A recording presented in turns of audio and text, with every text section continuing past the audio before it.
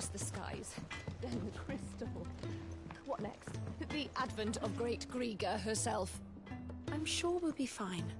Sid's back, isn't he? Say what you will, Lady Karen has seen herself.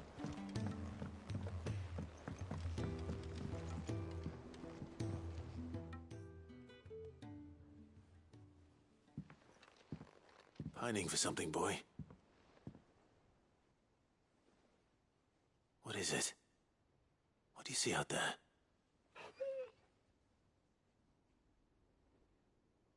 I never did ask where you got that anklet of yours. From Sid, that's why. On the day he brought him home. That long ago? And you're only thinking to ask this now? Sid saw that the pup had a habit of gnawing on his leg, since you ask. Clap that there iron on him to keep him from doing it. What was wrong, boy?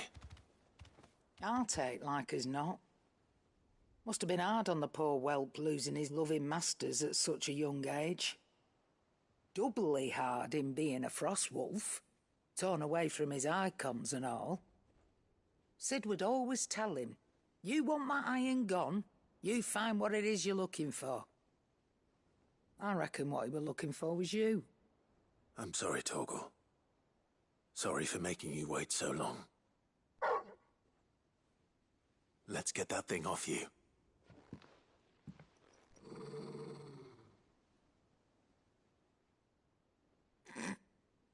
Doesn't sound like he wants it off.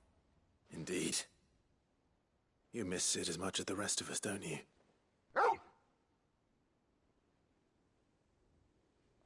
You want me to go with you somewhere?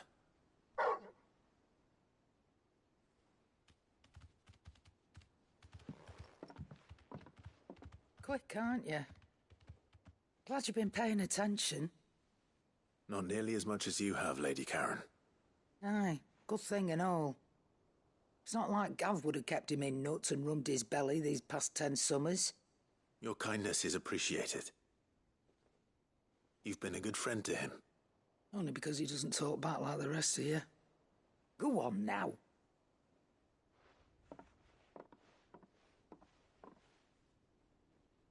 Where to then, Torgal?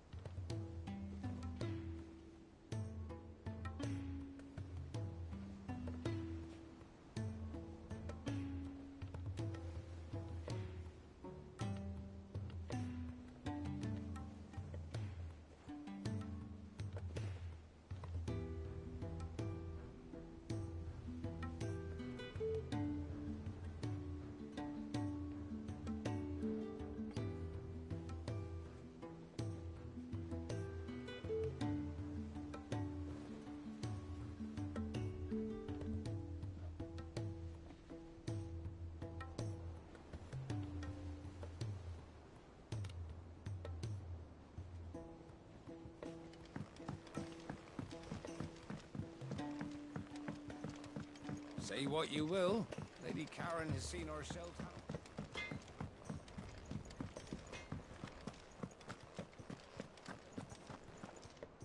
All right, Torgal. Where are you taking me? I'm going to need a little bit more than that, boy. Do you have a better hint for me? Unless... you've already given me one. Back on the rear deck, you were looking west, toward Rosaria.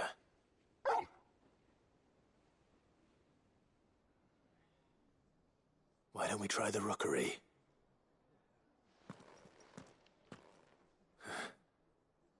I haven't been to the island in almost 20 years.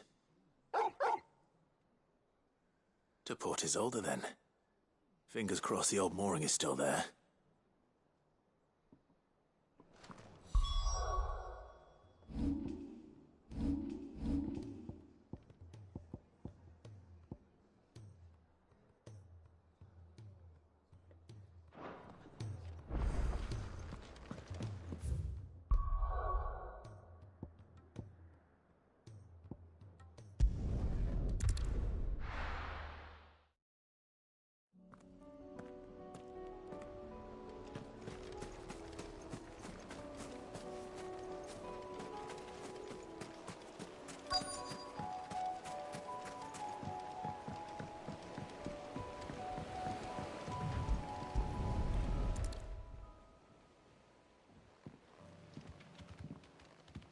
It's still here.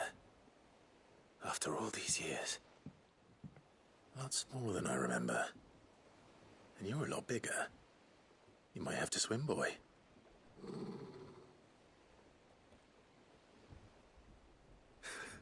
I wasn't being serious.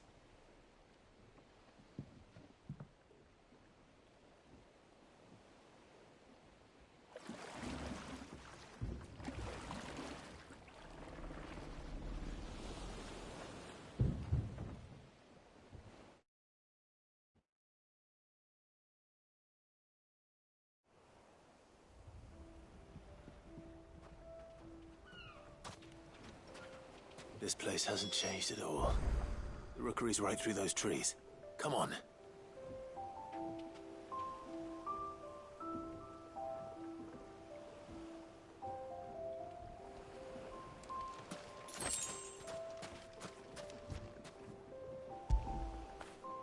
Get it, boy!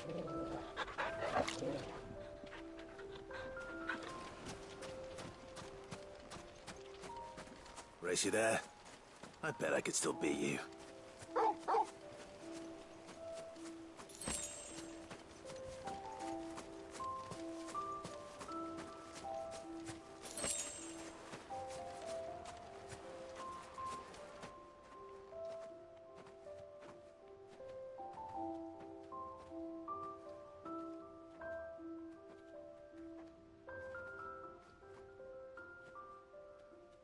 Here we are. This was our hideaway. Wasn't it, Torgal?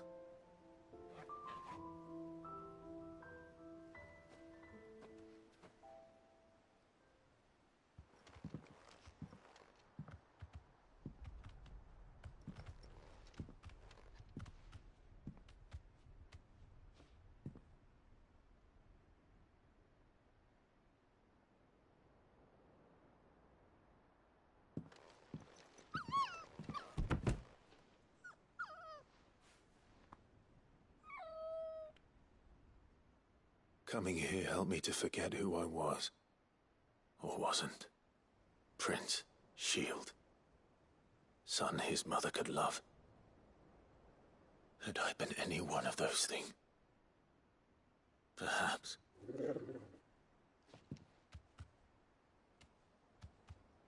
What is it, boy?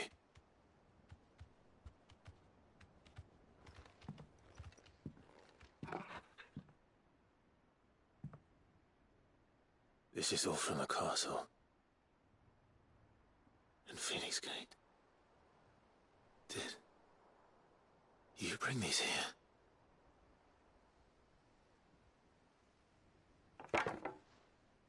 My sparring sword.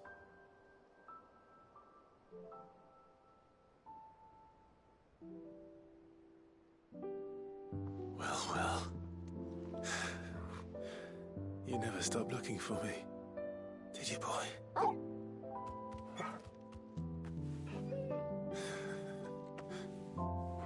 Thank you, Torgal. For never giving up. For never forgetting.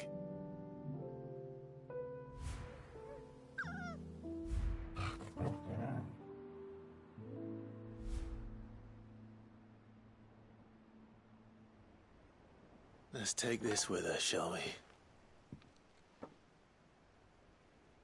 So I don't forget either.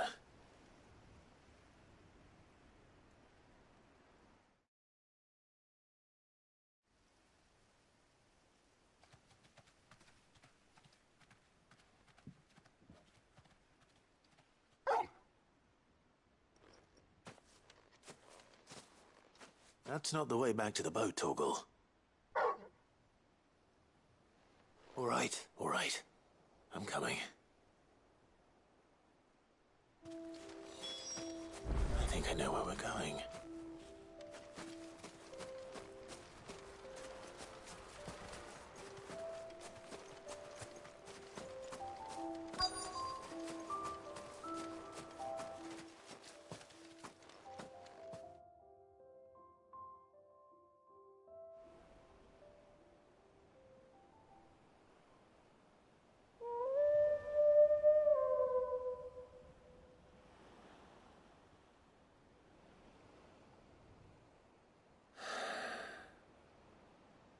People always talk about the importance of putting the past behind you.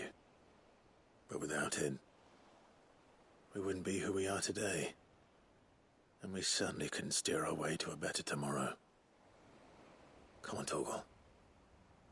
Let's go home.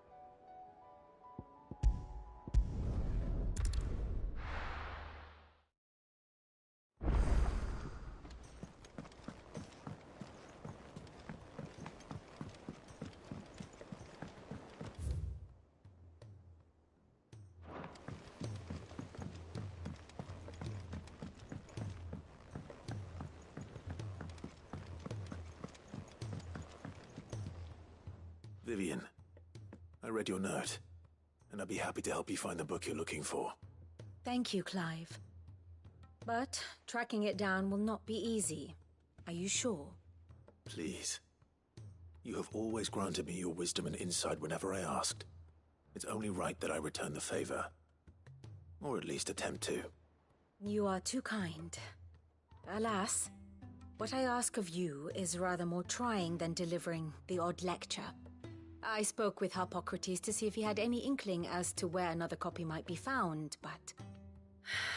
But perhaps it is best that you hear the details from him. If you say so.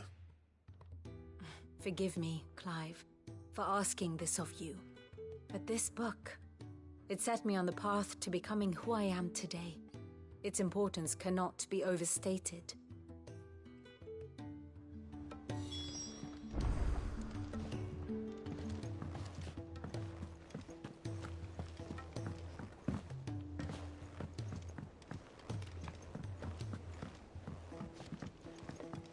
There's something about it.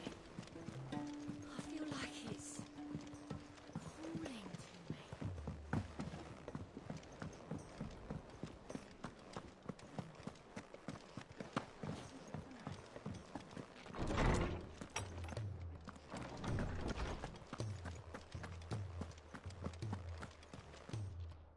Ah, Clive, my boy. What a pleasure it is to see you. Hippocrates.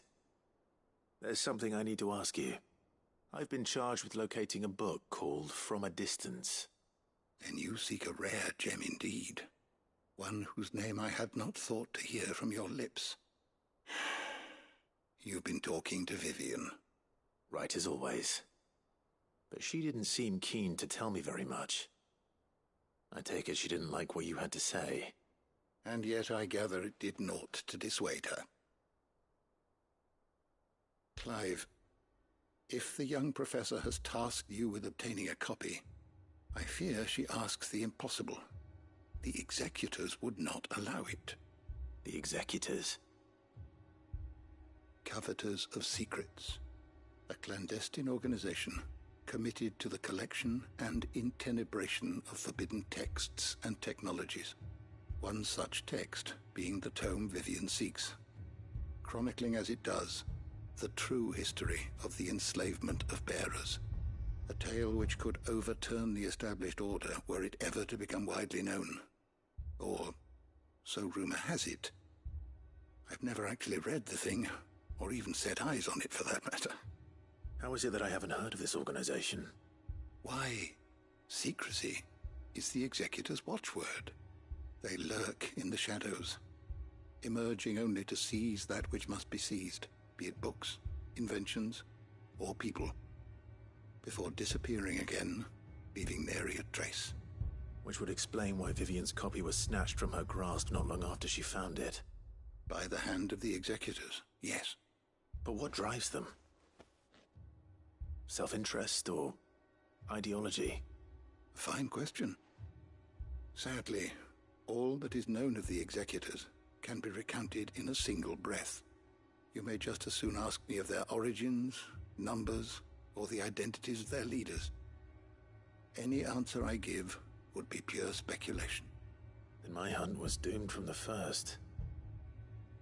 What was Vivian expecting?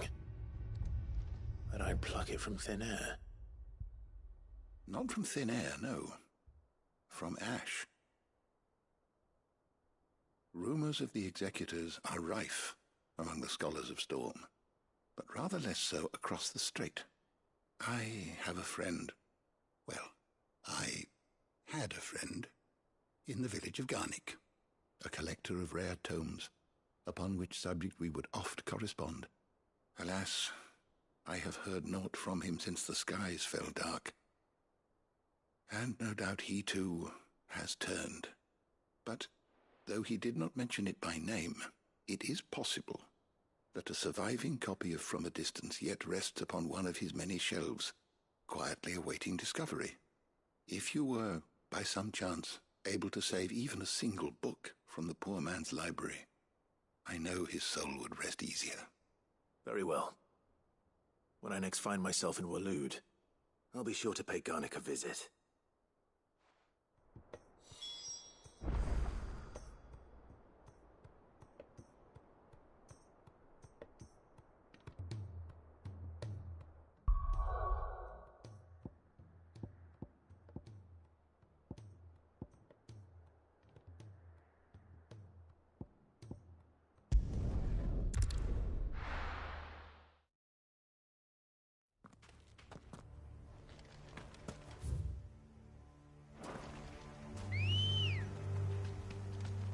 Good girl. Run like the wind.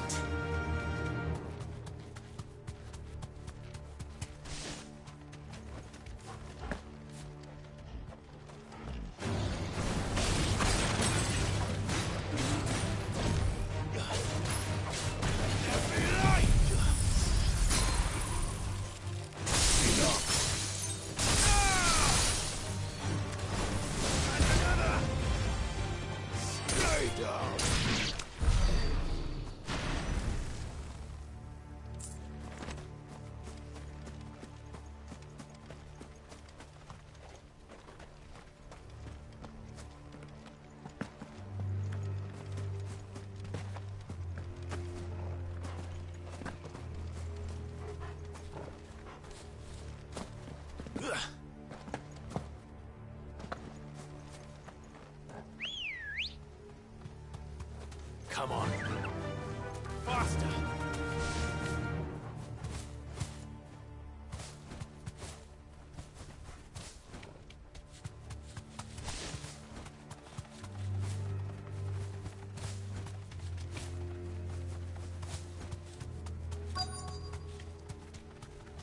Thanks, girl. The entire village looks abandoned. Now, which house would a bookworm live in?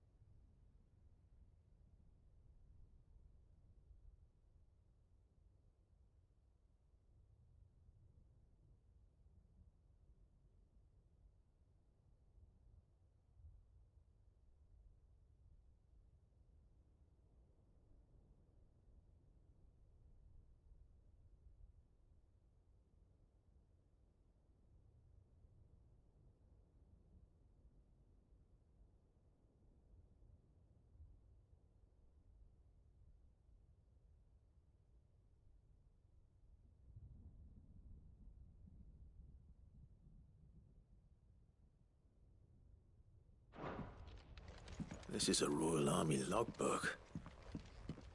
Did he take this from the local barracks?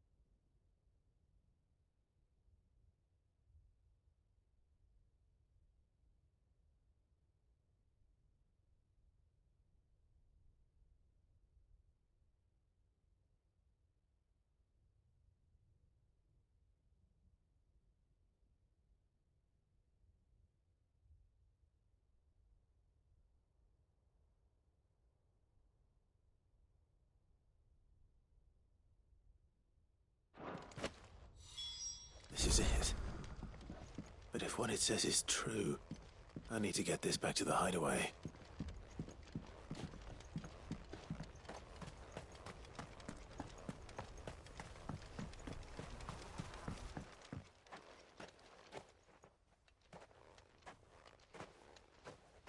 Leaving so soon, stranger? We've been watching you. From a distance, so to speak. Subtle. I know who you are. Then we need not waste time on introductions. Hand me the book. Leave it in our care and return to your life. Your care? Do you mean to burn it or bury it? That is not my decision to make. But by one means or another, its contents shall be removed from the common record. Then I'll have to politely refuse. I won't let you erase our history. Then we find ourselves at an impasse. Very well. The book can just as easily be pried from your dead hand.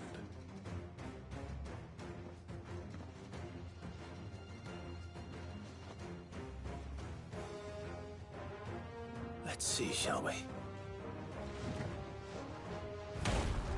Get him!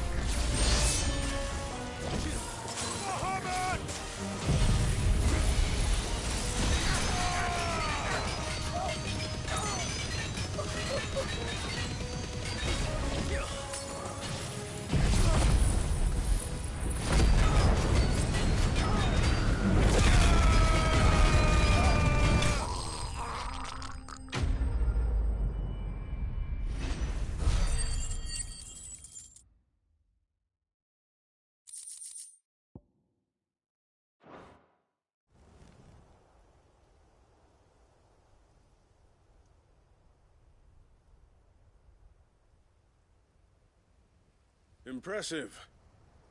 But we have other means. We shall claim the book yet. Why do you want it so badly anyway? It lays out in no uncertain terms the vanity and avarice of mankind. It tells the shameful history of the persecution and oppression of a gifted few by a giftless many. Would you say that this interpretation was correct? I don't know. You don't know. Your sword may be sharp, but your wits are dull. So let me answer for you. There is no correct interpretation of history. That a series of events took place may be proved beyond a doubt. But there can be no single, immutable explanation as to why they came to pass. It is a question of numbers and of belief.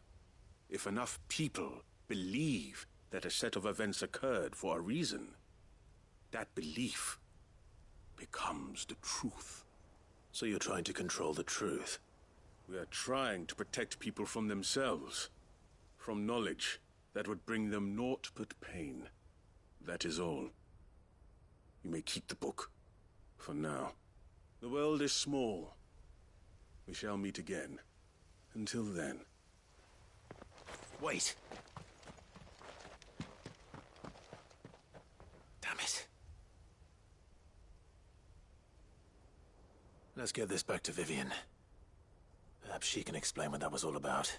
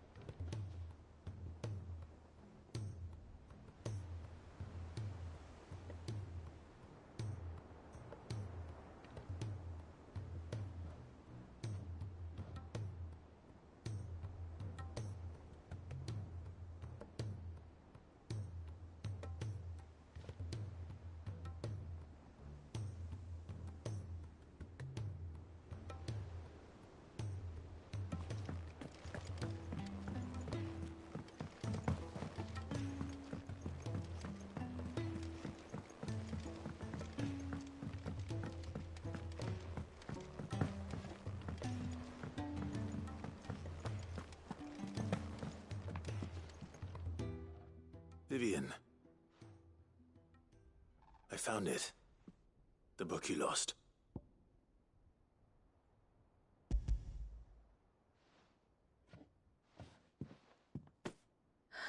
You found it.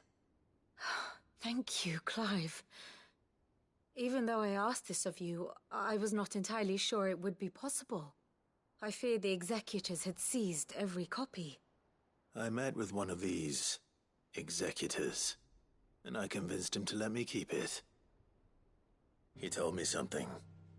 That the truth is just a matter of collective belief. And that if enough people believe a lie, that lie becomes the truth.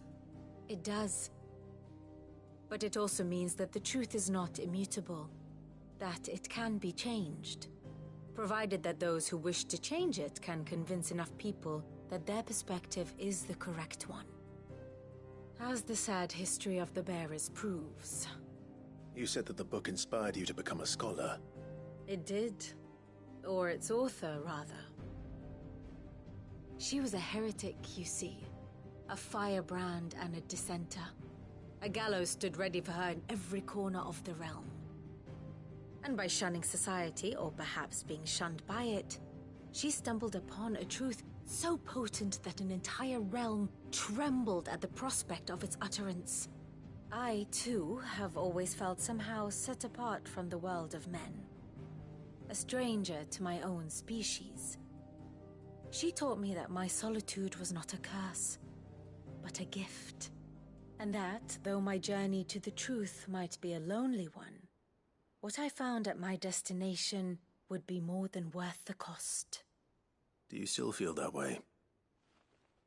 That you're not one of us? Honestly, I'm not entirely sure anymore. Since coming to the hideaway, I find my thinking somewhat clouded. Perhaps the result of studying mankind from a rather closer perspective than I had intended. But the more I study, the more I find value in this perspective. In looking not from the outside, but from within. So if you'll permit me, I'd like to continue my work here. Remember, Clive, when enough people believe, belief begets truth. Give the men and women of this benighted world the gift of truth. Make them believe in you, as I do. I'll try, Vivian. I'll try.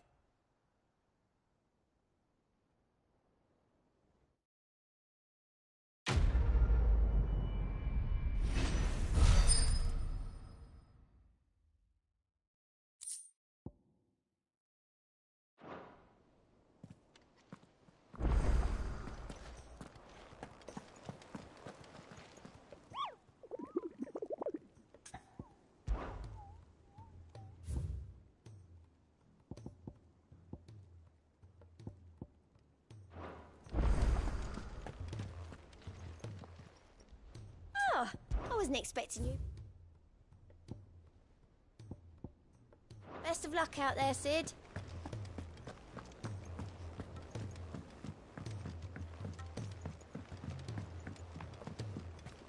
There's something about it. I feel like it's calling to me.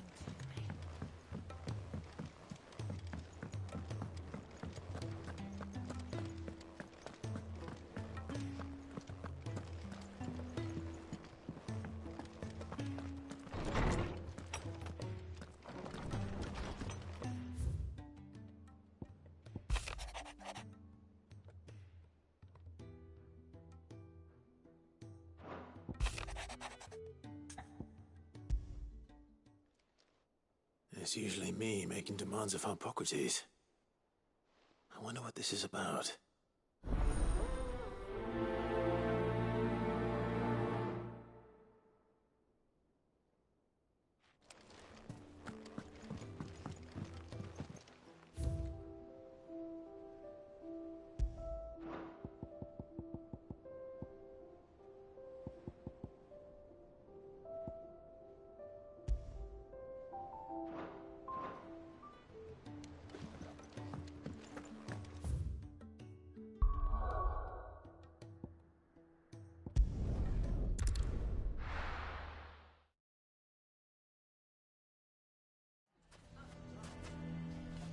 Why the hell would Victor take the bearer's side? Here to help me pack? Thanks, but I'll be traveling light. I'm almost finished already, in fact. You're really going to go through with this, then? I am. But before I go, there is one small issue I'd like your assistance with. Well, two, in fact. If it's within my power to help you, I will. It's the children. I refuse to let them share in my disgrace. And if I leave them here, they surely will. Our friendship would see them ostracized forever. But I can't take them with me either. I can think of only one place where they are certain to be safe, and provided for, and loved.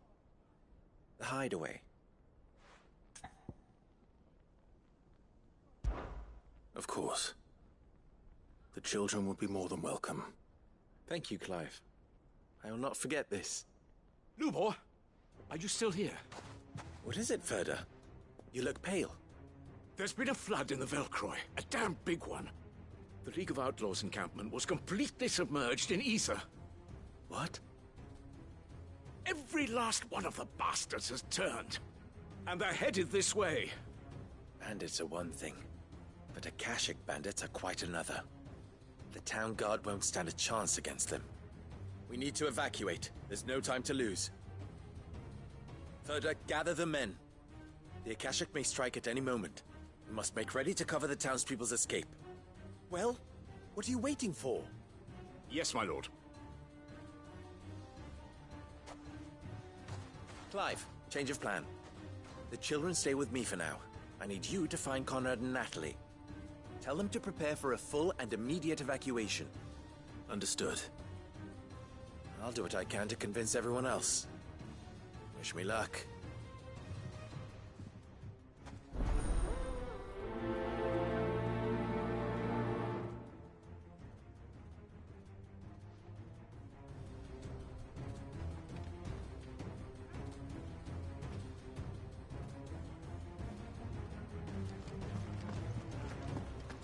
You have to listen to me. They're coming. Why do they always have to make such a fuss outside?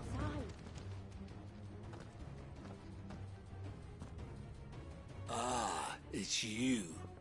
What do you want, Lord Underhill? To pass on an important message. There's been an ether flood out in the Velcroy. The camp where the so-called League of Outlaws were gathering has been swallowed. They're no longer just bandits. They're Akashic now, and they could be here at any moment. You need to begin preparing for a full-scale evacuation right away. Oh, do we? And who was it who gave you this disturbing news, might I ask?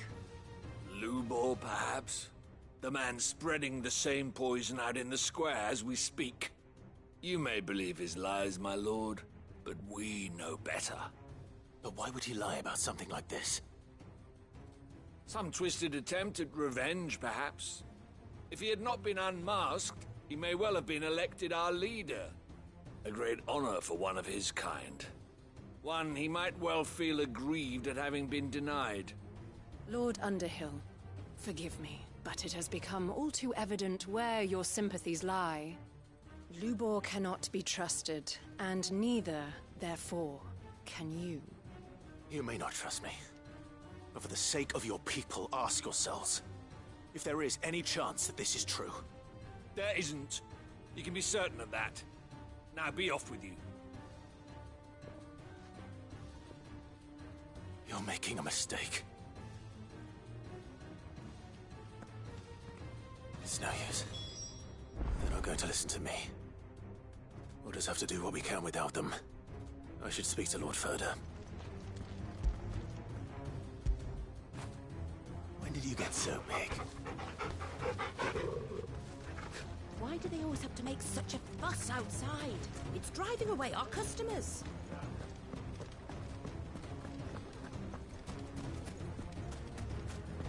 I think we'd better shut up. What's Lubor?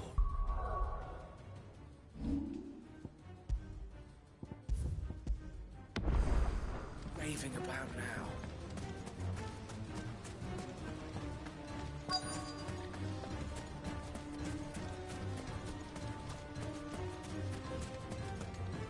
Are you looking for something in particular?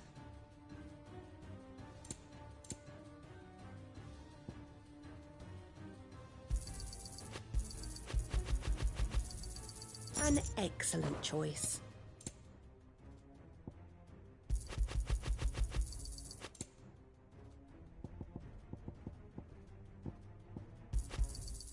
My thanks. Here you are. Lord Furder. Cid, what's wrong? I went to warn Conrad and Natalie about the Akashic, but they wouldn't listen. They've convinced themselves that nothing Lubor says can be trusted. The bloody fools. Which means the town guard can't be counted on for support. But I can. If there's anything I can do to help you defend Dalamil, you only have to ask. I appreciate it. Cid! Further! I've been looking for you everywhere. Victor? I thought you'd left. I couldn't abandon a friend in need. And Lubor is in need at this very moment. Come quickly.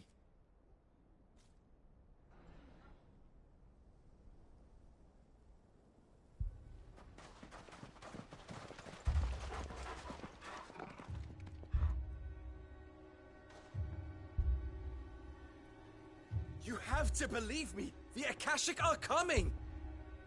They don't eat, they don't sleep, they don't tire, and they don't care who they kill. They're unlike anything that's come before. There will be no parley, no mercy granted! We may have saved the town once, but this is different. I do not ask that you forgive me, but please believe me. If you do not run, you will die. You will all fucking die!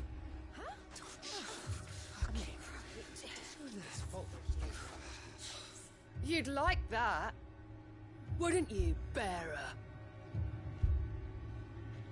Yeah, with us out of the way, your kind will be free to claim Dalamil for yourselves. You should run! Run, bearer! Yeah, run! Run! Far, far away! Run! Just go! Yeah. Yeah. Yes! Go! Come on, then. Go on! Just go. Lubor. Wait. Someone's coming. Go. Come on. Stop! You're hurting him!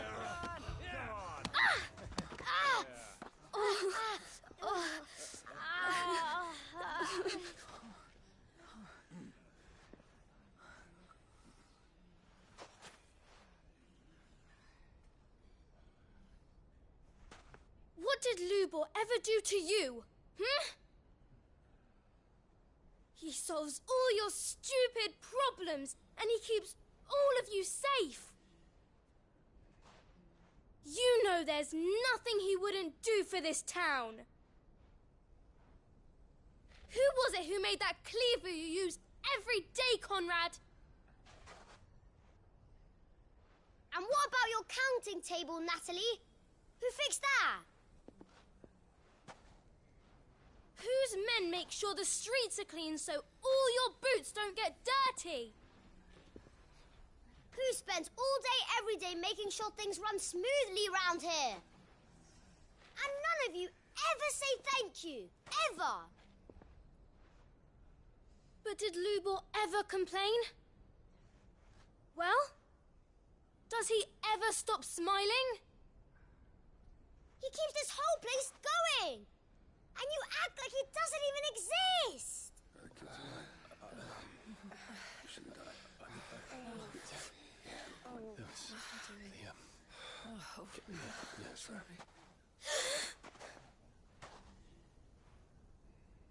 Lubor, we've heard enough. Wait! We will not run. The town guard will not abandon the very place it is sworn to protect. And I will not give up for lost the stores that we labored so hard to fill.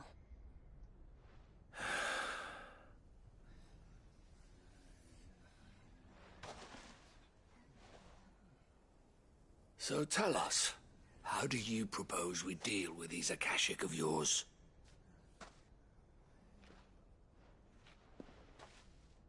We won't run, but we will fight. All right, then.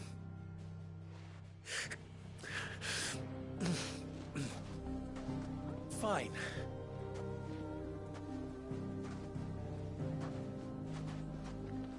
Gather round if you don't want to die.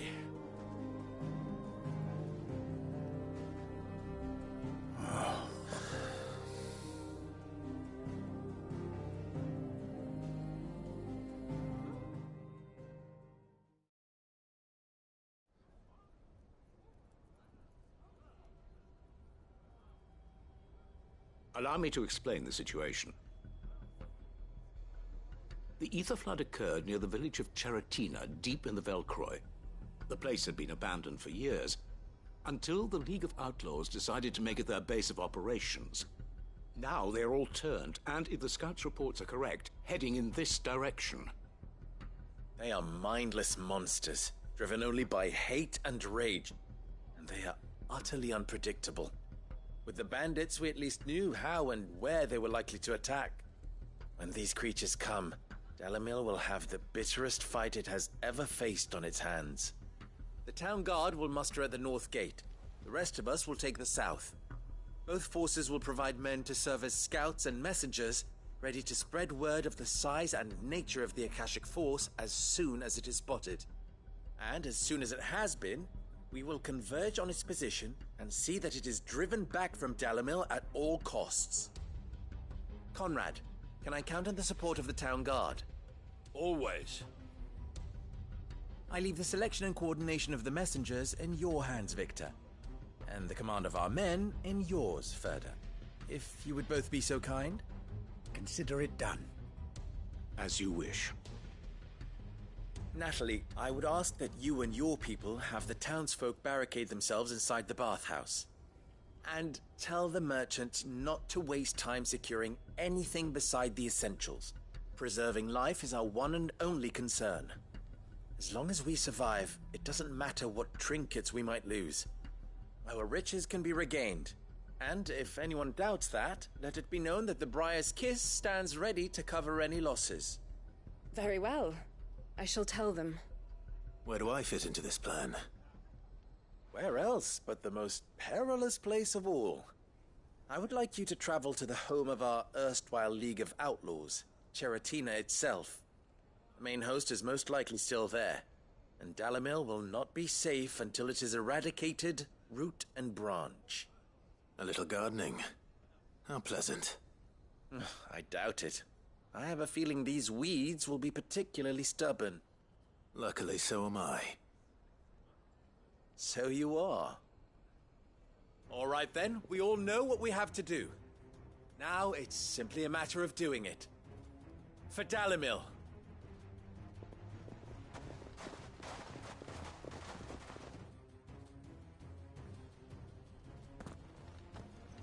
Looks like everyone's ready. I'd better not keep them.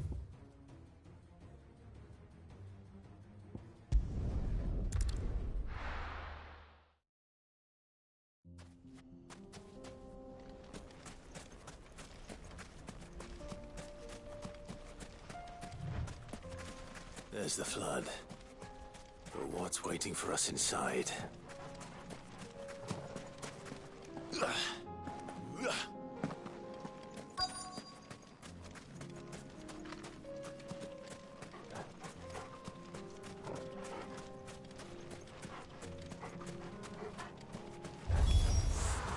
can't leave a single one alive.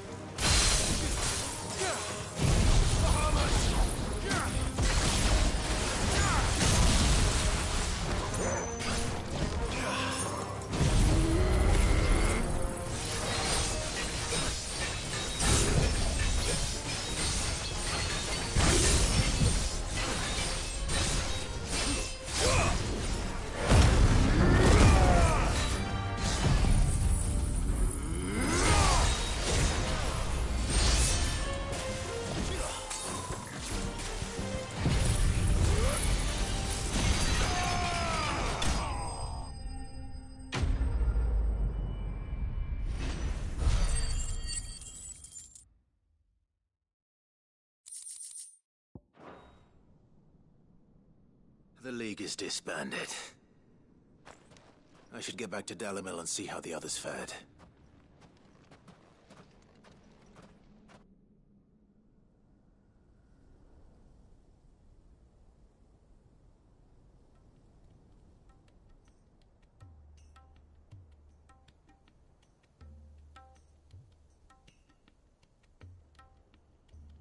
All the Akashic we were able to find have been dealt with. Seems that might be the last of them. Last of them here, perhaps. Lubo, Clive has returned. Clive! What news from Charatina? It's done. Root and branch. I knew you wouldn't let me down. Thank you, my lord. Friends, the Horde has been driven back. The Akashic have been defeated. And we need not fear the arrival of any more, thanks to Clive. Victory is ours. We bloody did it! We saved Dalimil. Lubor, allow me to apologize. After all you have done for this town, we should never have doubted you. But we did. And for that we are truly sorry. We only hope that you can forgive us. We need you, Lubor. Dalimil needs you. So, if you would still like to be considered for the position of mayor, you have our backing. You do remember that I'm a bearer, don't you? We do. But that is not a stain on your character. It is a stain on ours. We thought only of what we perceived bearers to be, not what you truly are. The man who saved Dalimil twice over. I see. But I will only accept your proposal on 2 conditions. Name them. Firstly, that you will both do everything in your power to rally your people to my cause.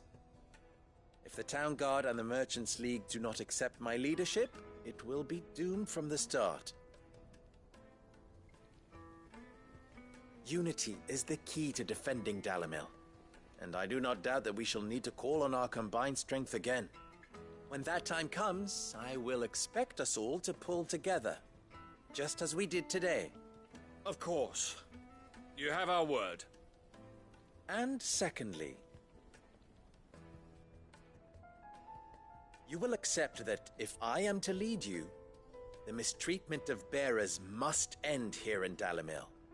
Any bearer within our walls shall be afforded the same rights as any other citizen. They will not be judged by what they are, but who they are. As we failed to do, and came so close to losing everything. We agree to your conditions. And we have only one in return. That you continue to work for the good of Dalimil, as you always have. Condition accepted. Well then, it seems my mayorship is all but confirmed. Do I get some sort of special hat?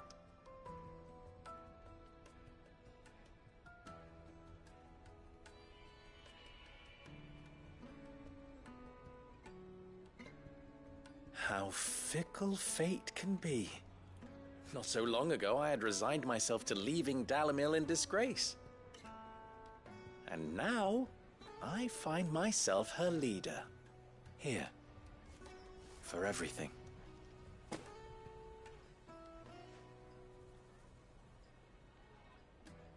Lubo. About the children. Fear not. You are, of course, relieved of your responsibility. I would sooner face another horde of Akashic than see them brought up as outlaws. I'll make sure they're safe here. I don't doubt that you will. And not just the children, but everyone in Dalimil. I'll do my best. Can't have all your hard work going to waste.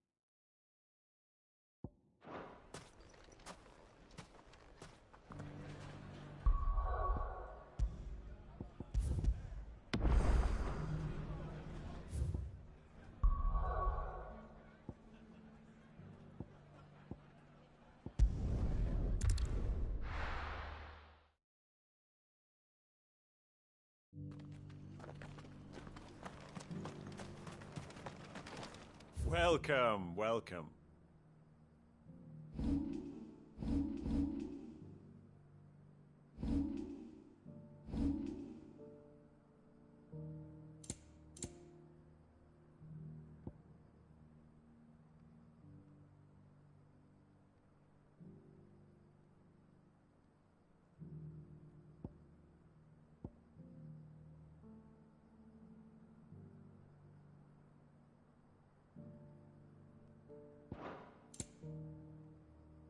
Come again. Are you buying or selling?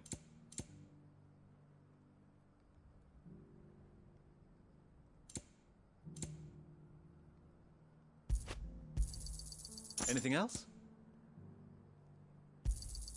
Of course.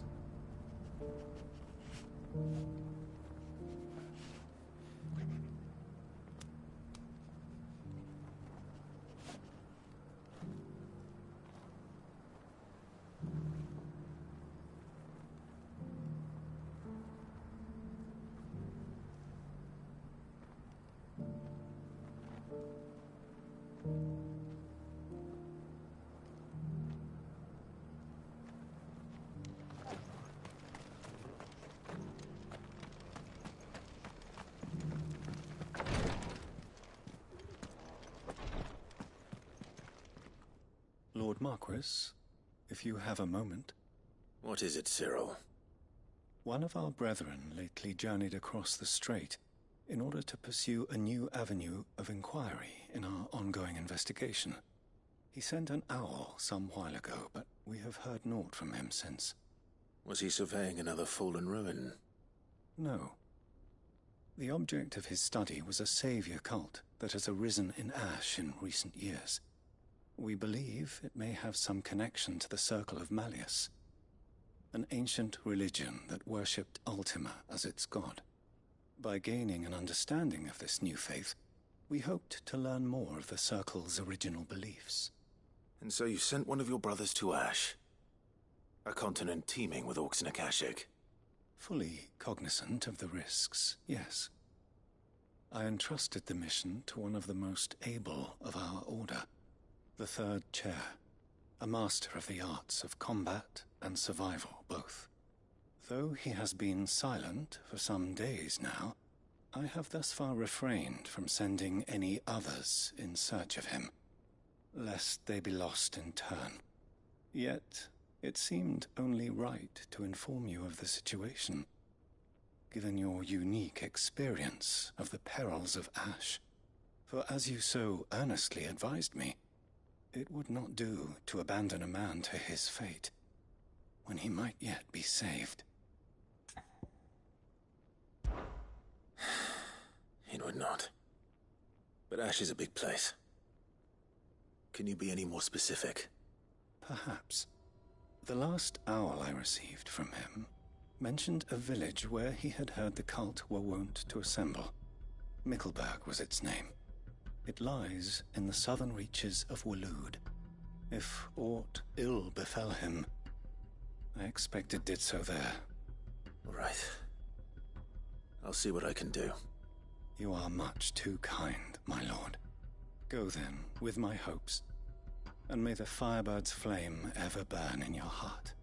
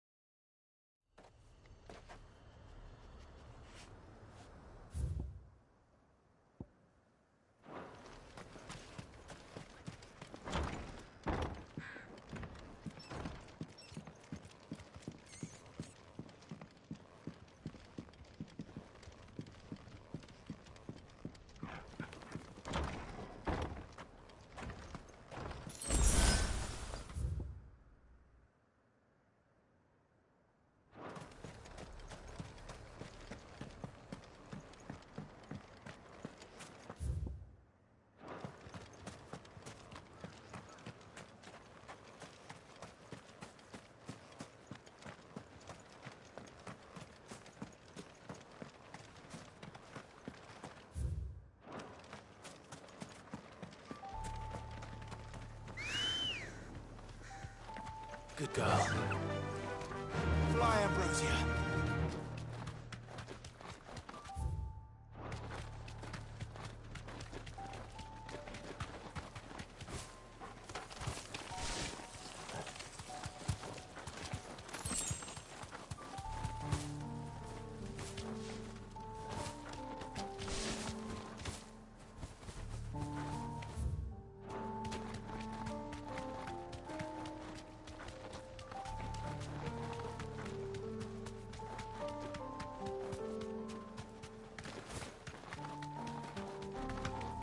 This must be Mickelberg.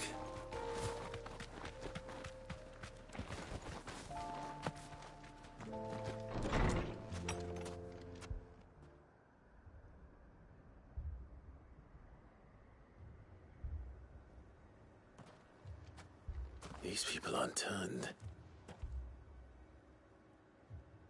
And the village seems safe enough at least.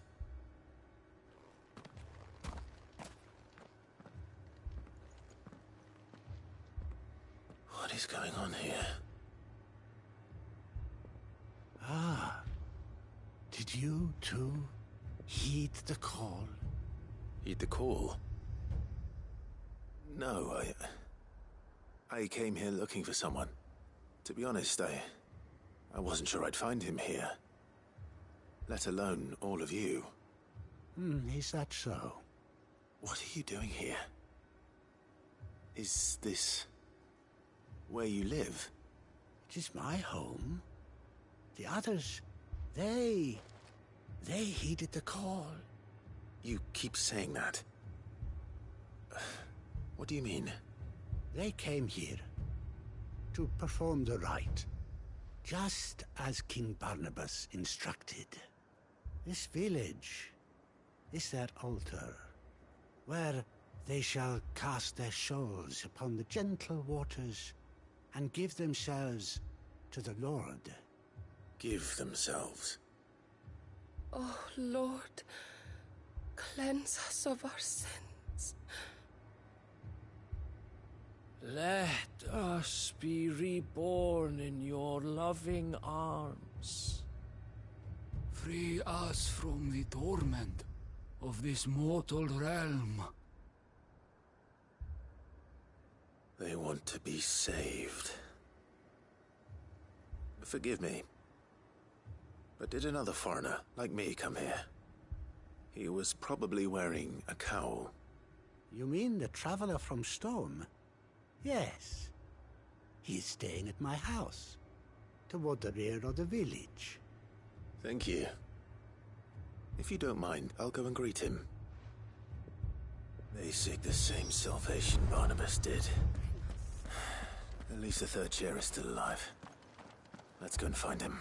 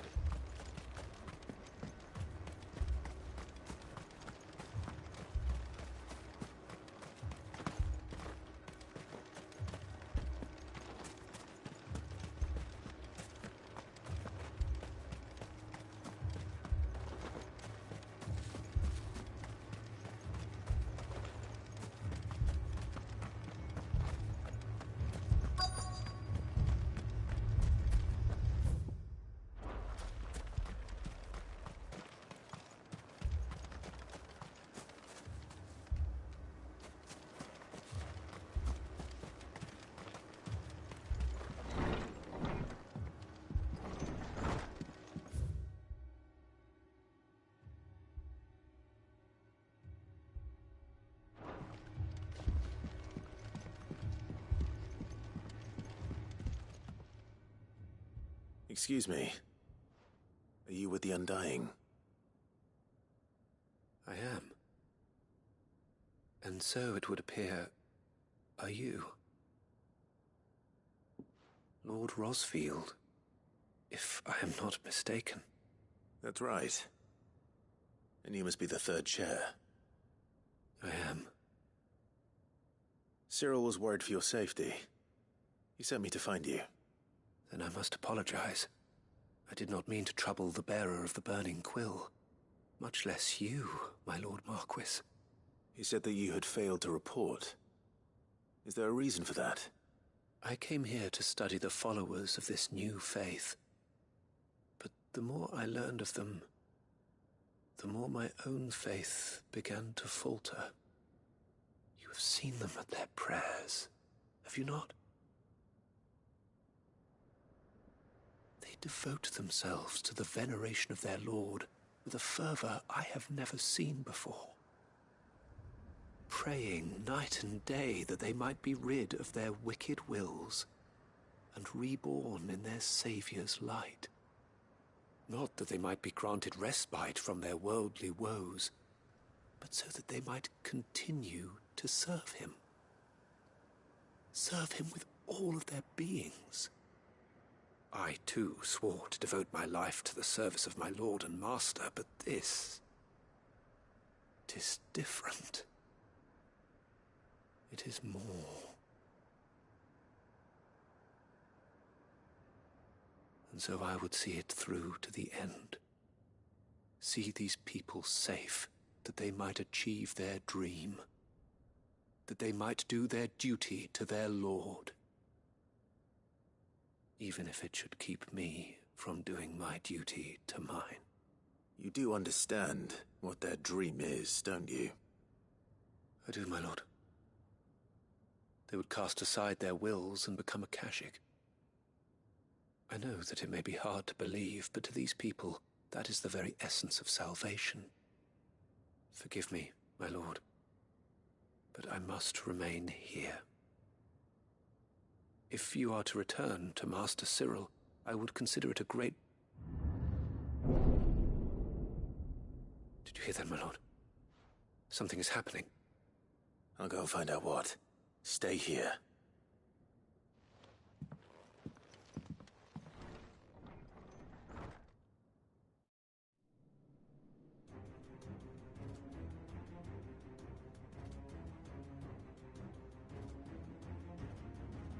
An ether flood.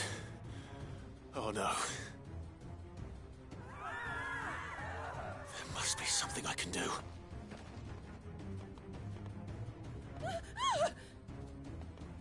Echoes as well.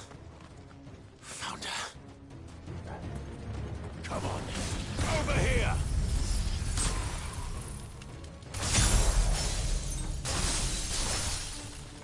Odin!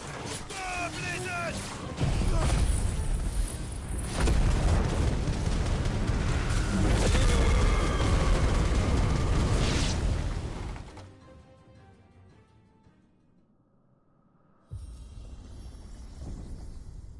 What now?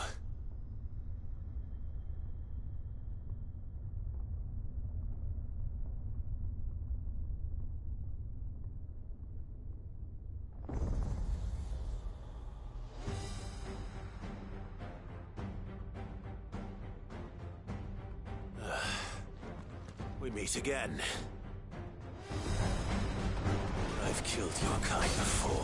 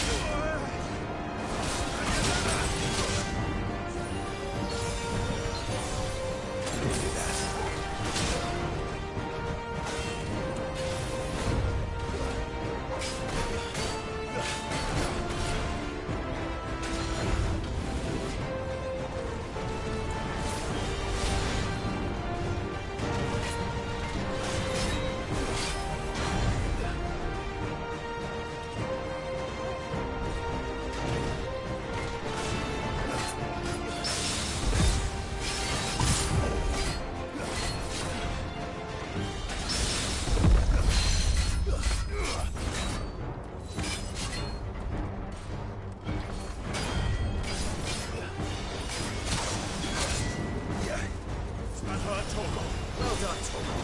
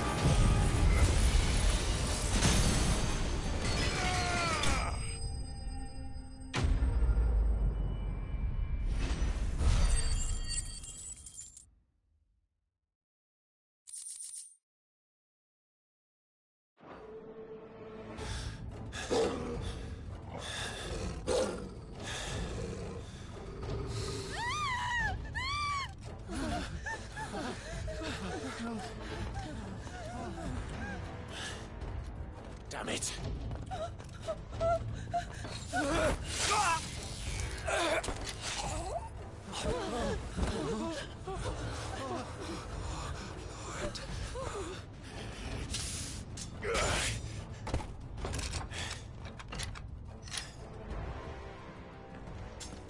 Don't you die.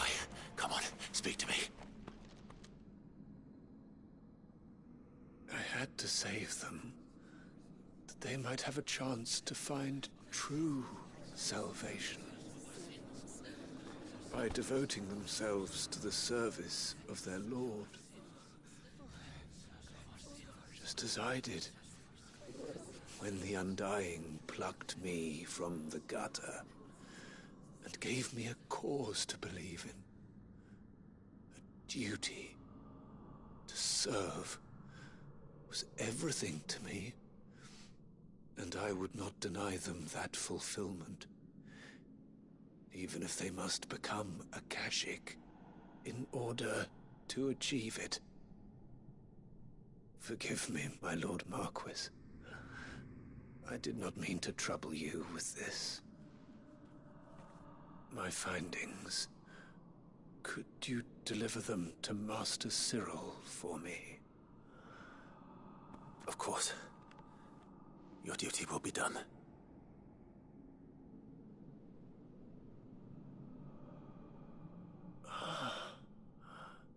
Look, my lord.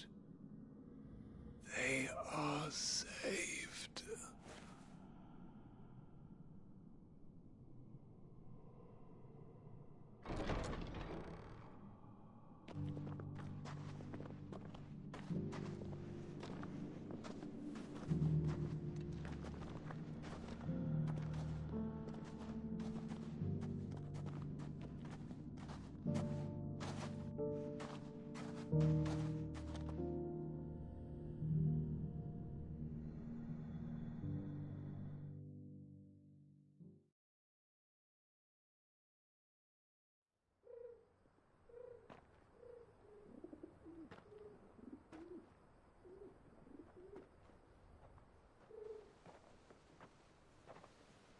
They are saved.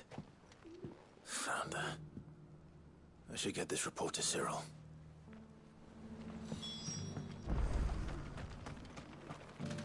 Are you buying or selling? Of course.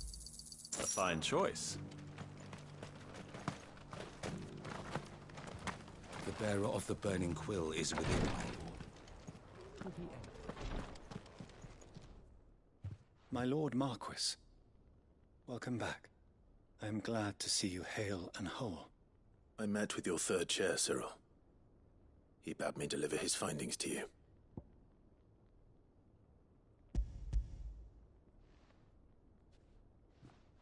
Thank you, my lord. He remained in Ash? He died protecting the villagers from an echo. I buried him in Mickleburg.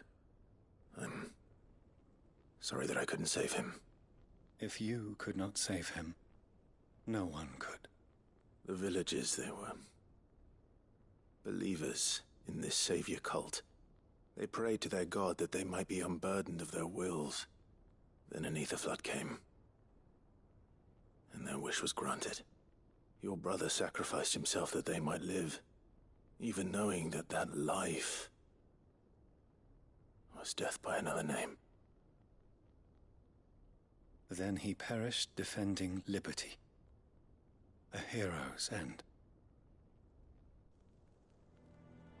For the right to choose how one dies is no less sacred than the right to choose how one lives. Sid would agree. He wanted to build a world where people could die on their own terms. A noble ambition. To die for one's cause is the most perfect expression of one's faith. It matters not how misguided others might judge one's decision to be. Only that the decision is one's own. We live according to the teachings of our order. We believe in them, we protect them, and yes, we die for them. For better or worse, that is our creed.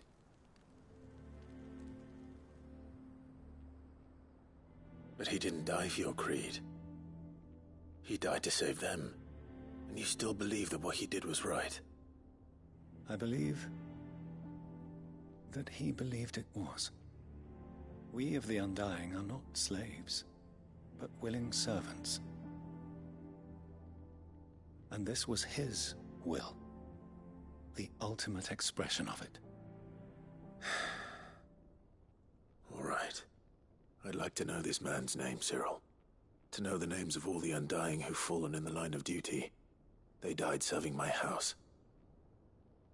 It's only right that I remember them. That is my duty. Of course. I shall fetch the Book of Martyrs at once.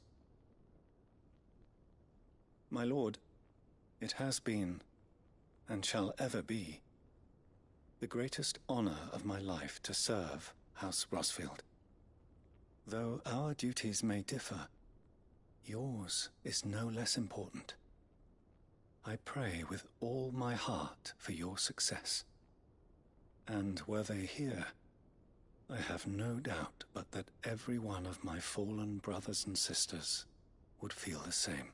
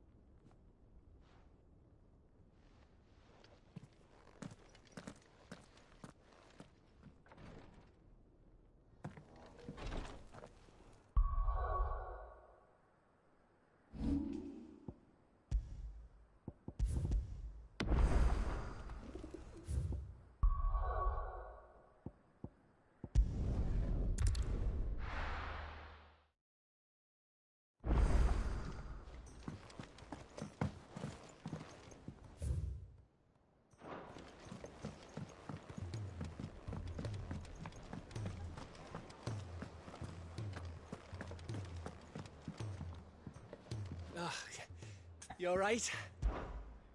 About that.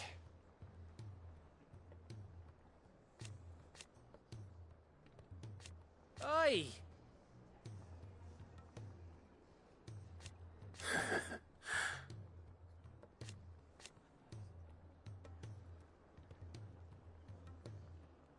Let's see.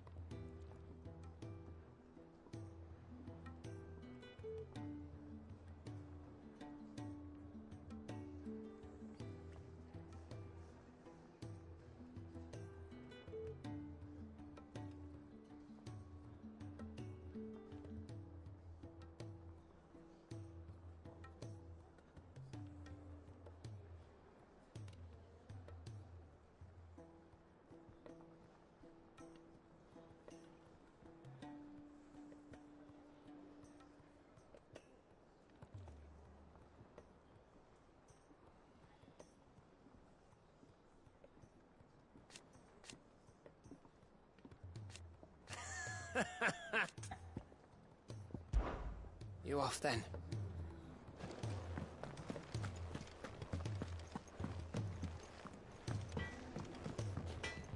Trouble with your gear, or so will it be? No scratches, all right?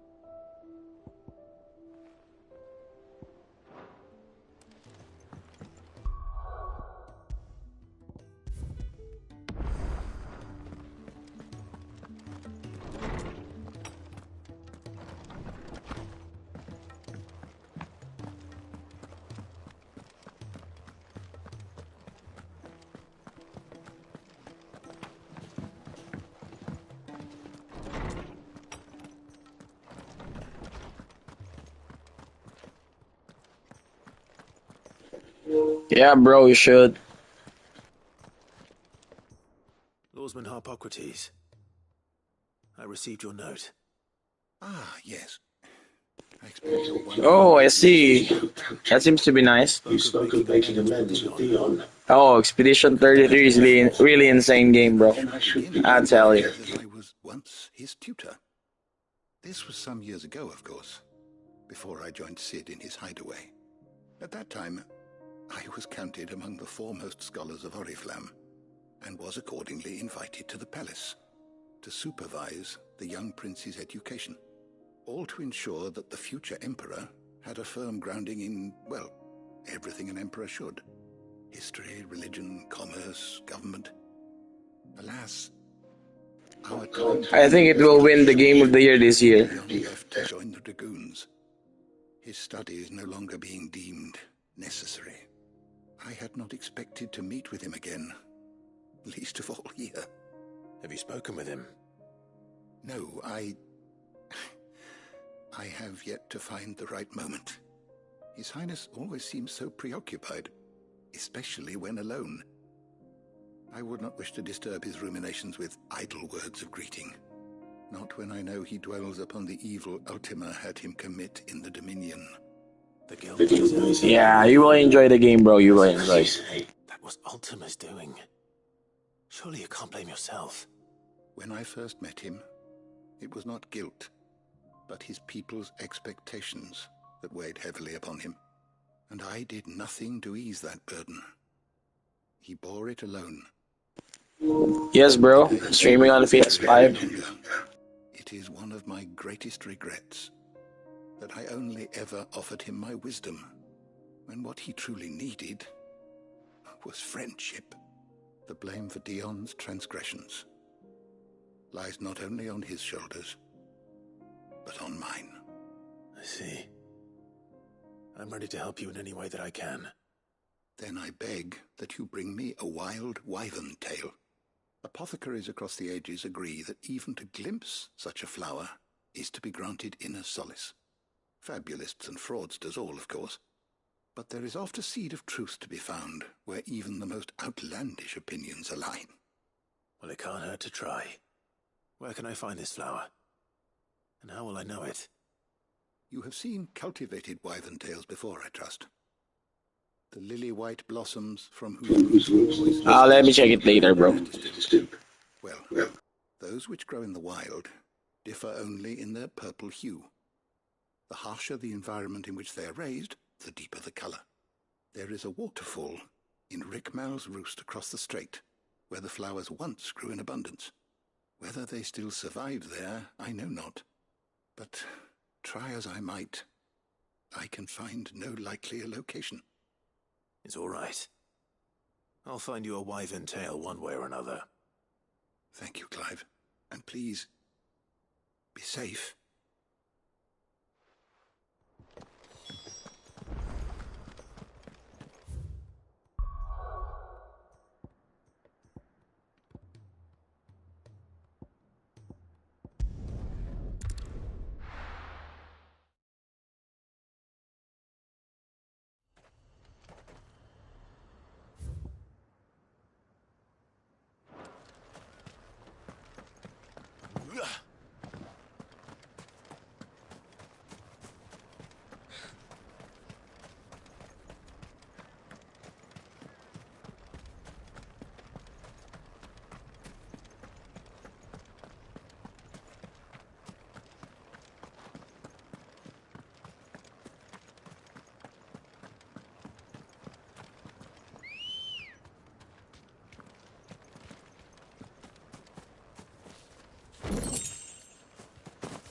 Good girl.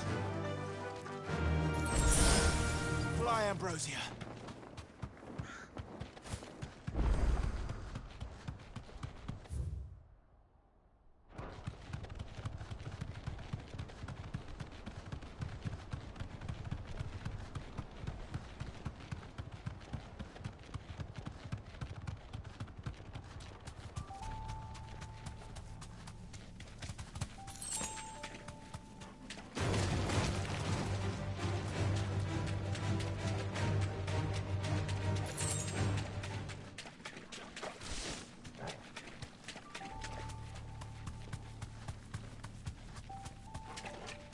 Seems this place has been flooded twice over. Purple flowers blooming next to a waterfall. Shouldn't be too hard to find.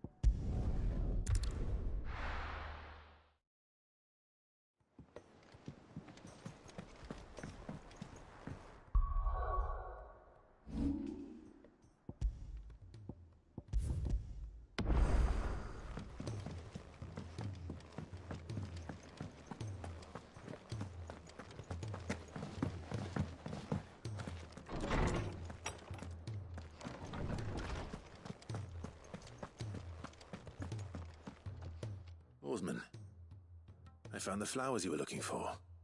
You did? I think I did.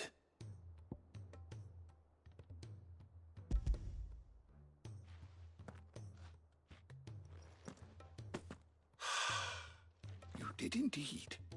My dear boy, thank you. You wanted to make Dion a gift of one, did you not? Shall I invite him to join us? Oh, I don't... It's no trouble. I'll go and fetch him.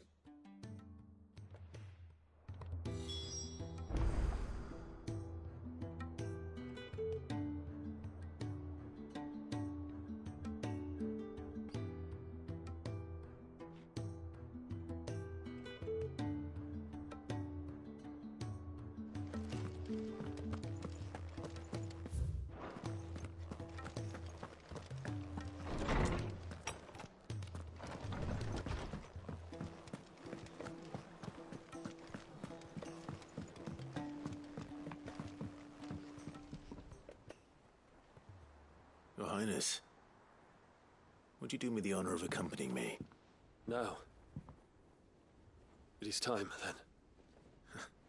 No, only to the shelves. Our lawsman has something he'd like to give you. Master Harpocrates. No. I dare not show my face before him. Not after everything I have done. I have taken countless innocent lives. And ruined countless more. All because I was weak. I have sworn to atone for my crimes or die in the attempt. But were I to meet with him again, and see in his eyes what I have become, I fear that my resolve might falter. Then that is all the more reason to do it. Test your resolve.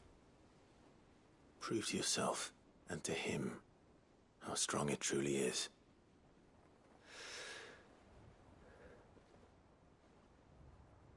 You are right. I must, at the very least, offer him my gratitude. Very well, then. Take me to him. Follow me.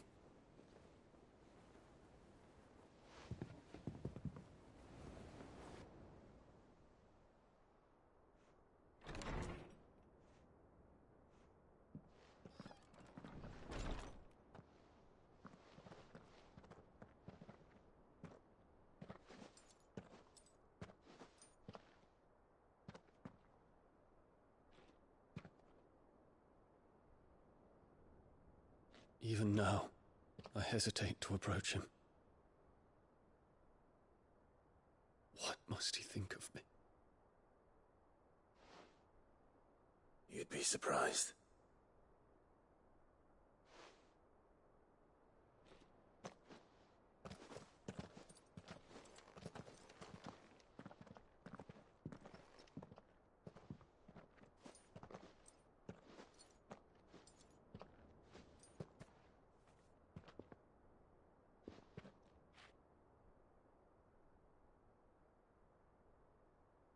Master Harpocrates, pray, accept my apologies for leaving your tutelage before my studies were complete.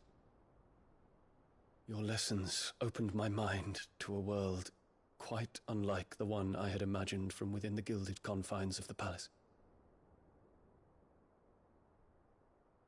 And I shall be forever grateful for the efforts you made to enlighten me. Lift up your head, Your Highness. The deeds of youth require no apology. That you took the time to visit me says much about the man you have become. Now, there is something I would like to show you.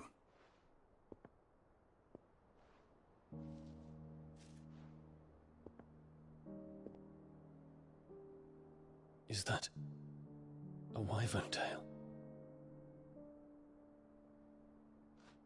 The color is unfamiliar to me.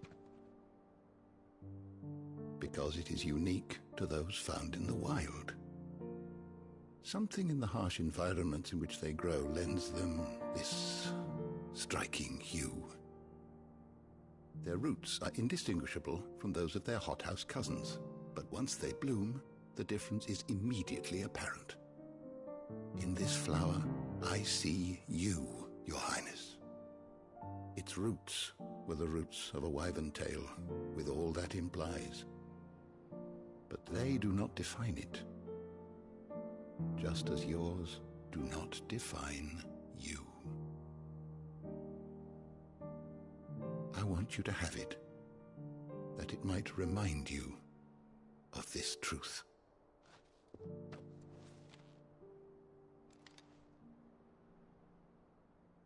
Master Harpocrates, I would ask of you a service. Keep your gift until I have fulfilled my duty to the realm, for only then shall I be deserving of it.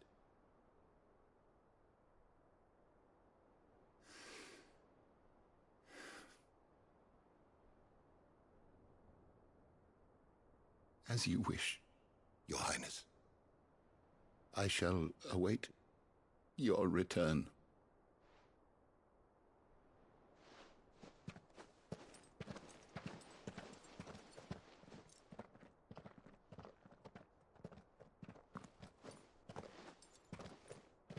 Our roots do not define us.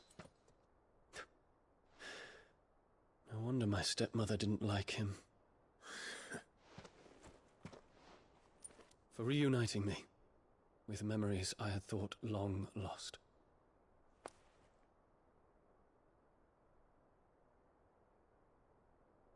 I shall not forget this.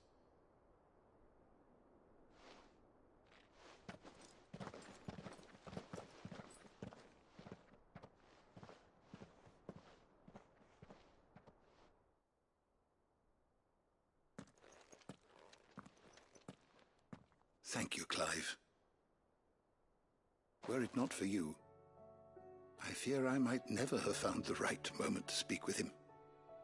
Not to mention the wyvern tales. I shall plant their seeds, that I might not disappoint His Highness upon his return. I hope the soil in the hideaway is to their liking. Why, these flowers bloomed in the bleak, black wastes of Waloed. I'm sure Nigel's yard will suit them to a T.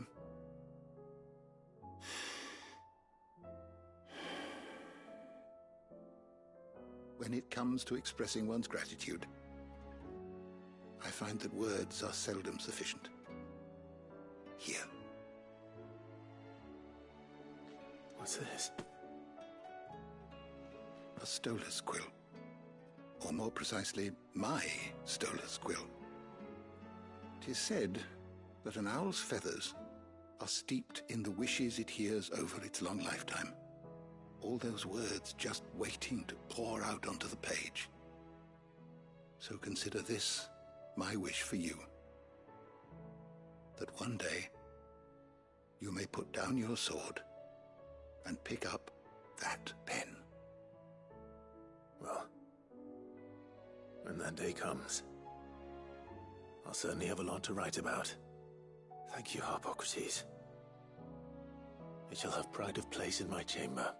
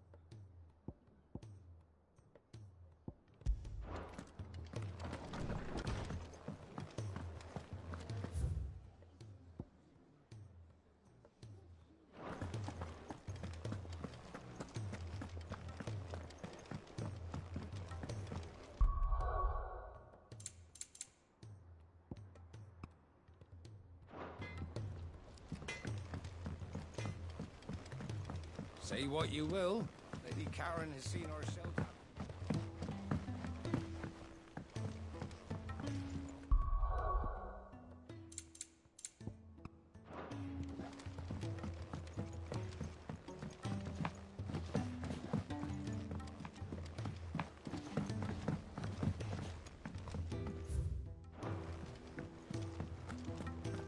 Whatever should I write next? What do you think happened to Miss Middledon? But with a happy ending.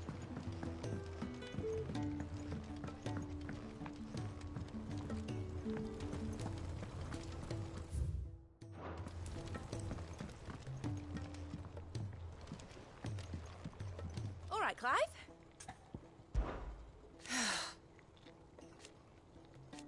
Make a name for yourself. You better bloody had to and all. Draw, Clive.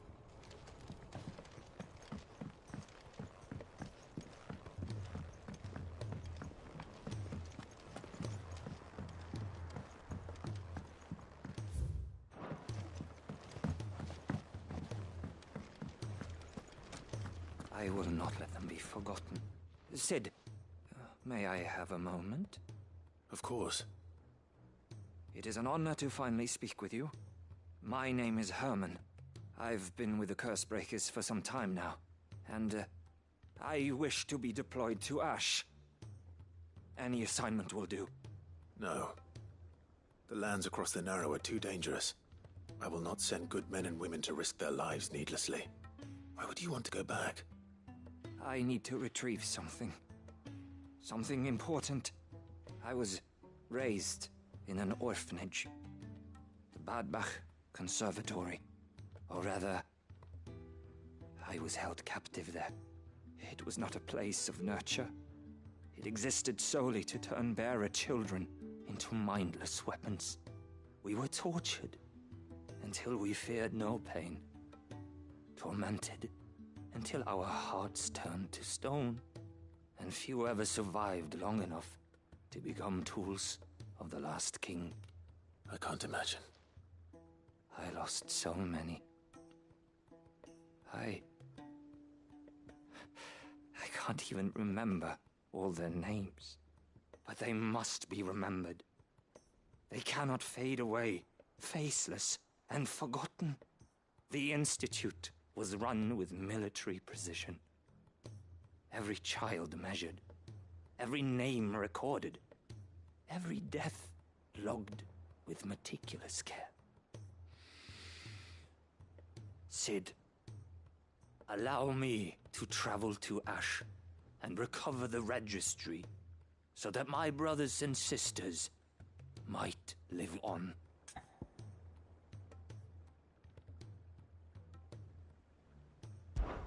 You were a good friend, Herman. But the fact remains that Ash is simply too dangerous. Sid, please. Even should it cost me my life. Too dangerous for you, Herman. But not for me. I'll go to Badbach and find the registry. You will? I won't let you risk your life. I don't know how to thank you. You can start by telling me where I'll find this orphanage. Vida Grace. Hidden in a forest, overlooking the plains. All right. I'll see what I can find there. May the mothers guide you.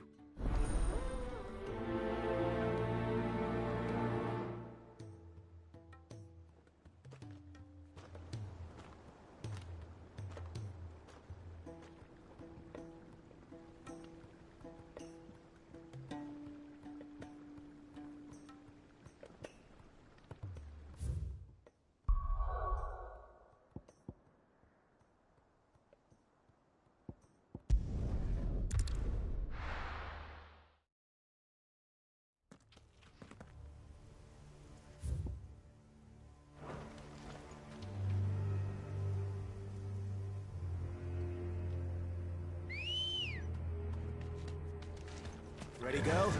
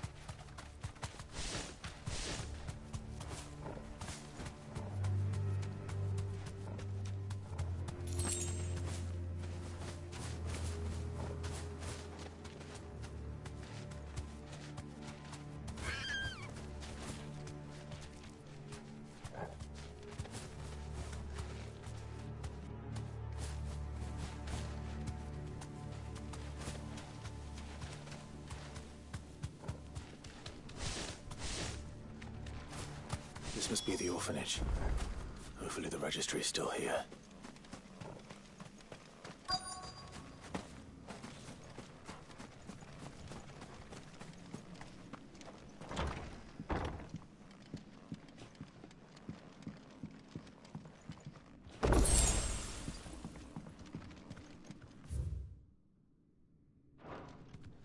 Disposed of.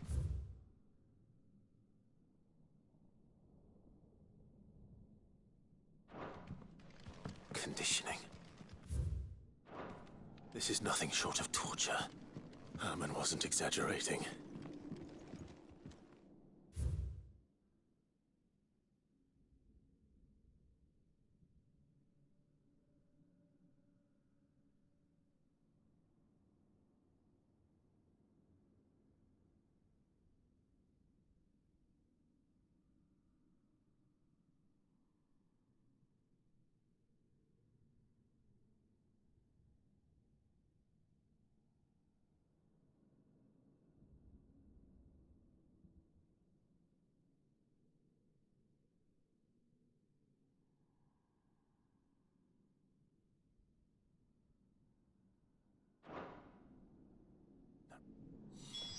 This reads like a suicide note. Did the director go through with his plan? There's only one way to find out.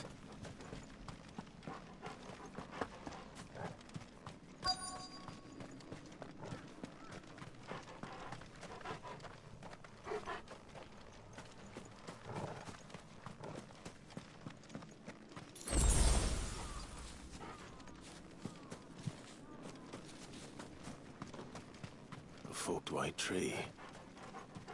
This must be the place.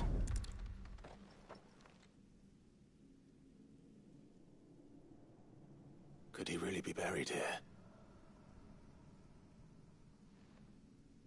There's something hidden among the roots. Let's see.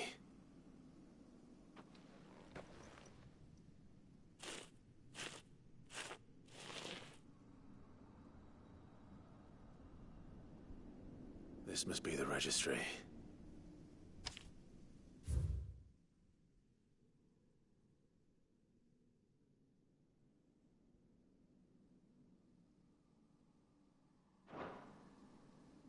So many names.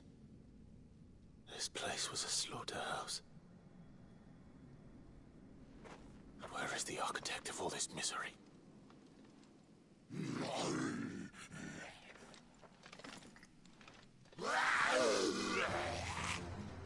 It was only a matter of time, I suppose. This place is cursed.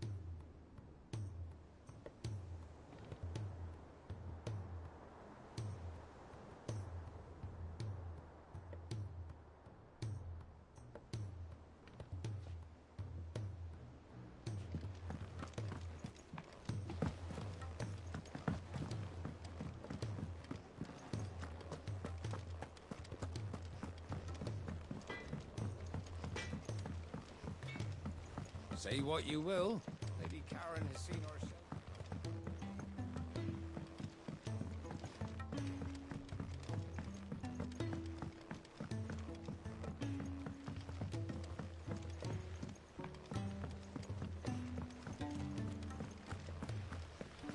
What do you think happened to Miss Middledore?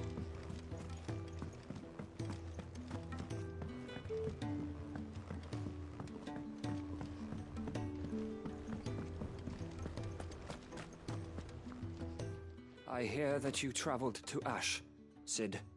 Did you by any chance recover the names of my fallen friends? I did. Yes.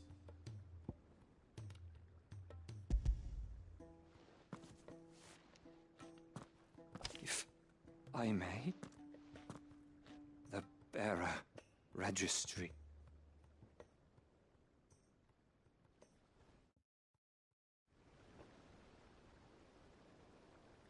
The director was a brutal man. He got no worse than he deserved. The registry was all I found beneath the tree. There was no sign of a body. Or any record of what happened to the children after the orphanage closed. I pray that at least some of them survived. All their names are here. The ones we lost. My friends. My light in those dark times. I can still remember their faces, like it was yesterday. Children who were taken from their bunks in the morning, never to return. No explanation ever offered. They'd be happy to know that you survived, Herman. But why did I make it out alive, when so many others died in that awful place? It's not your fault. And blaming yourself won't bring them back. Honor their memory. See that their names live on. That way, at least. They're never truly gone. Thank you. Sid, I'm going to write a book. An account of the horrors of Bad Bach, and the spirit of those its custodians sought to crush. All of Valisthea will know of our suffering. And in the name of those I lost, I will not let it happen again. Neither will I. These records would have been buried for all eternity, were it not for you. Thank you.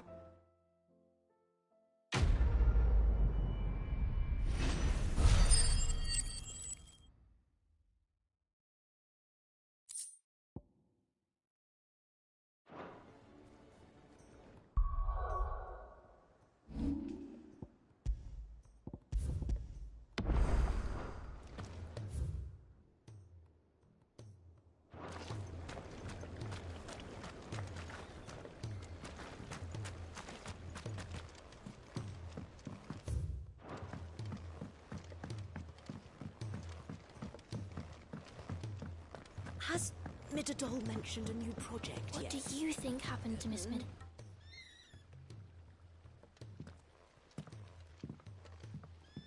Sid, you have to help us. With what? You didn't take apart another of Mid's contraptions, did you? No. Well, yes. But that's not what we want to talk to you about. It's Miss Middledore. She's been acting strange. Very strange. She's barely ever around. When she is, she acts like we aren't even there. Her head's in a crowd. In the clouds. That's what I said. In the clouds. Well, she does have a lot on her mind. When did you last see her? Not long ago. Right after she got back from saving you from Stoneir. Then it's probably just about the Enterprise. It did take quite a battering on the way there and back. You didn't break it, did you, Sid? You really should be more careful around Miss Middledore's inventions. Don't listen to her. Even if you did break the Enterprise, you could put it back together, couldn't you? But who's gonna put Miss Middledore back together? She seems really sad. Why don't I go and see if I can cheer her up? You do that? For us? She's in her dungeon. Don't scare him. It's not a real dungeon. Thanks for the warning.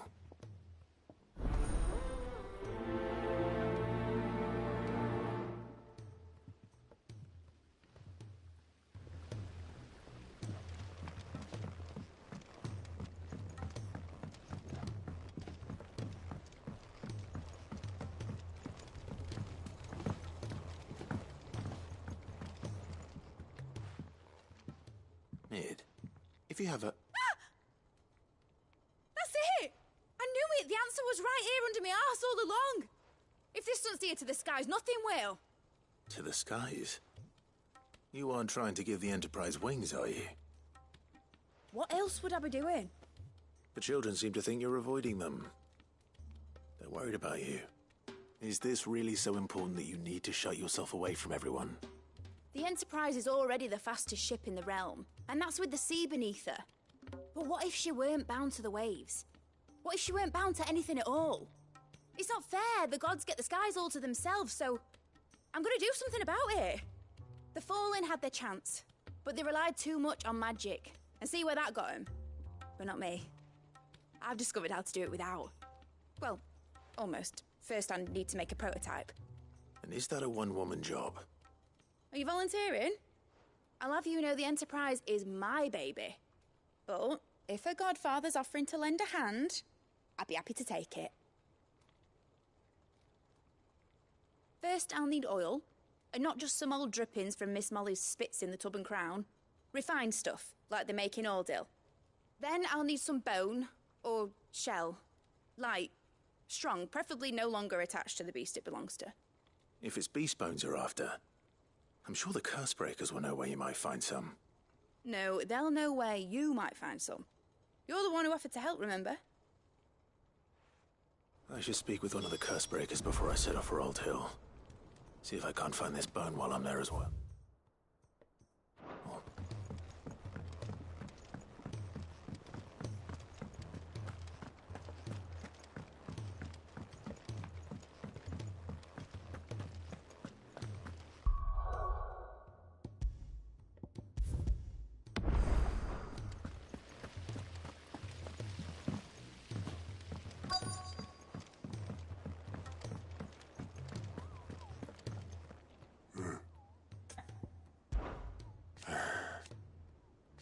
No.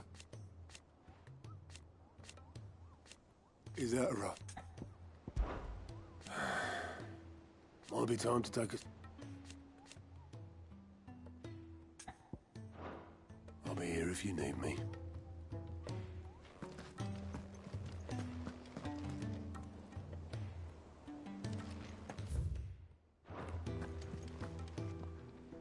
All right, Sid. Come to buy us around, have you? Only if you earn it.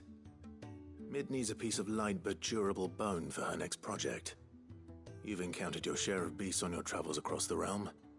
Any ideas? Most bones are the same. Whack 'em hard enough and they'll break. If it's durability you're looking for, shell will serve you better. You know what an adamantus is? I do. And I know to give them a wide berth. Will any old adamantus do? Well, with shells, the older the harder. There's a rumour of an ancient adamantus down in Karava, near Old Bidza, or what's left of the village anyway. But don't expect to make quick work of the bastard. There's a reason it's lived as long as it has. I'll keep that in mind. Thank you.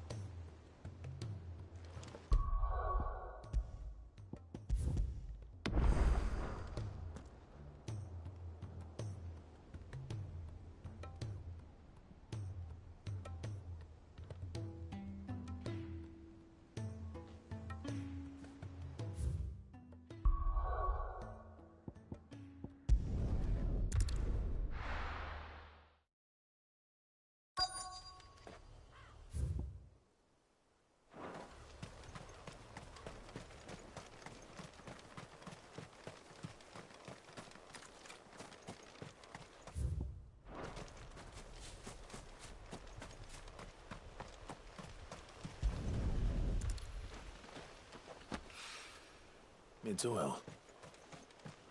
After what happened here, it's a miracle there was any left at all.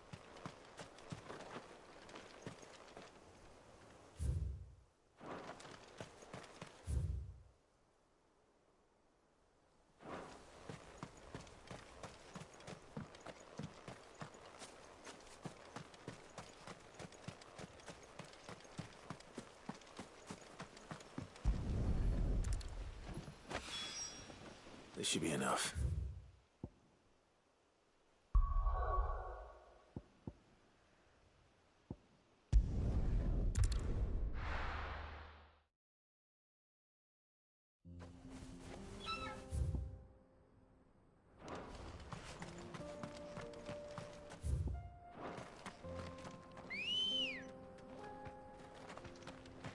Good girl. Run with the wind.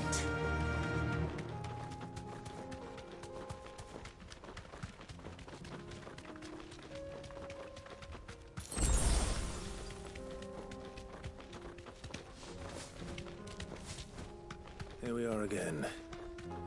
Carava. If you were a tortoise, Torgor, where would you hide?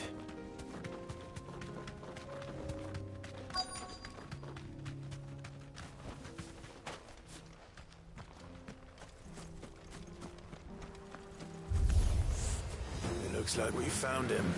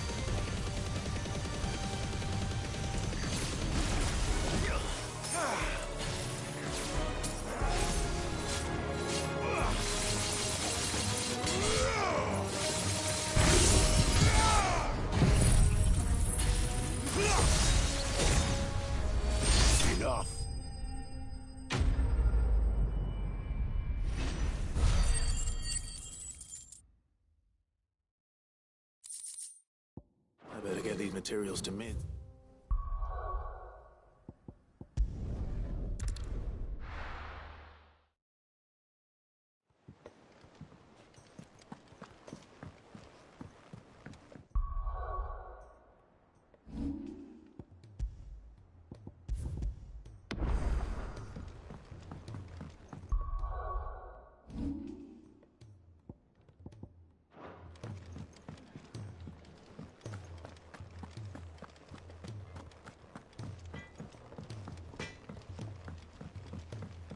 Say what you will, Lady Karen has seen herself.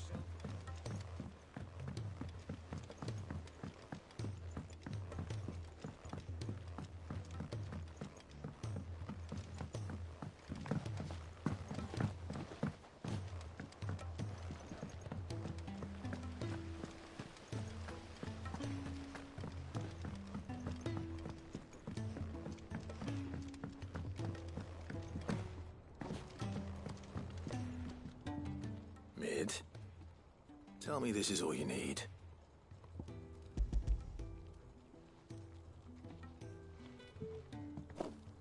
Aw, you make it sound like I asked you to save the world or something. Tell me this is all you need. It's most of what I need. After you left, I went over the figures again, and I realised I'd forgotten a 1 and a 0. And a cogwheel. Just a tiny one. Though, that's the problem. Gears that small are a bastard to make, and I may have lost the one Blackthorn spent a fortnight toiling over. Wait. The children. When they took apart your scales, there was a tiny brass gear. Now that I think about it, they didn't use it. when we put the scales back together. The young'uns? But why would the... You know what? I don't want to know. I'll keep working on the model. You go and find that cog.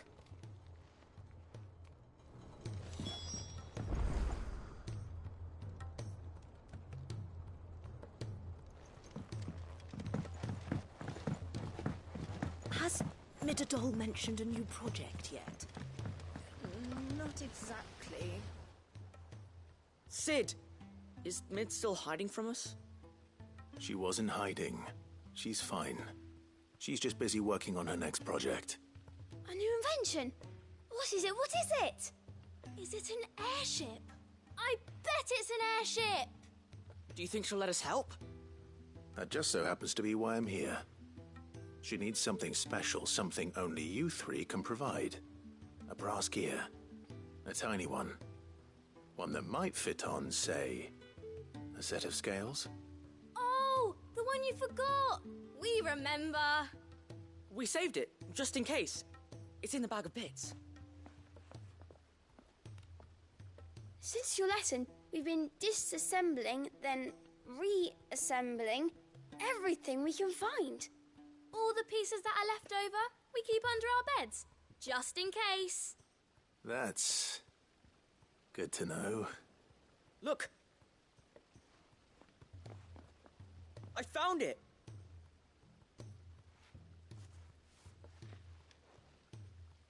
Is that all? Just the gear? We have more parts if Mid needs them. That's all for now. But I'll let Mid know about your...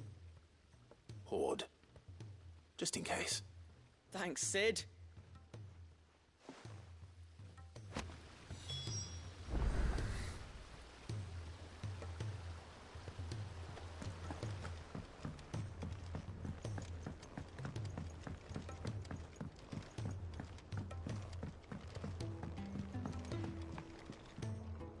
Well, did they have it?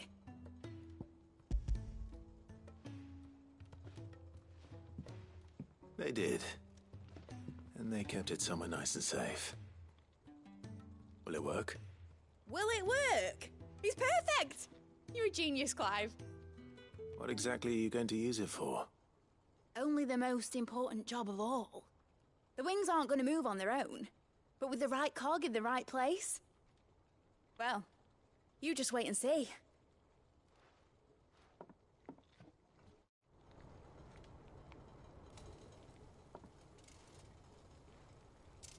That should do it.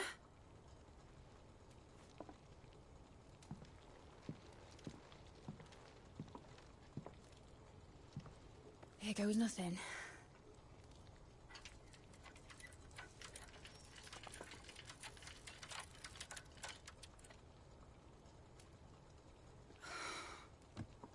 Titan's tits. It wasn't supposed to fly, was it? Of course it was supposed to fly. Wouldn't be much of an airship if it didn't. Honestly, these bloody engines are driving me mad.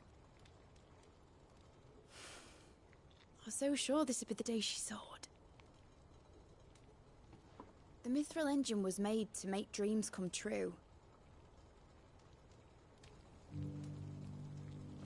But maybe this is one dream the world's better off without. Show folk how to take flying. It won't be long till they're raining death down on each other. People will lose their homes. Children, their mums and their dads. Like I lost mine. I'm sorry. So am I, Clive. So am I. Sorry that I have to choose. Do I follow my head? Or do I follow my heart?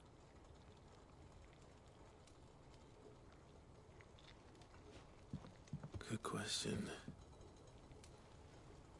The first time I stood on the deck of your ship, felt the wind in my hair. It was like I was flying. But imagine how it would feel to actually do it. My dad always said there were two ways of living life. chasing a dream or shuffling to your grave. And you were right. Right about a lot of things. Not that I like to admit it. People need dreams to chase. Especially in a world like this.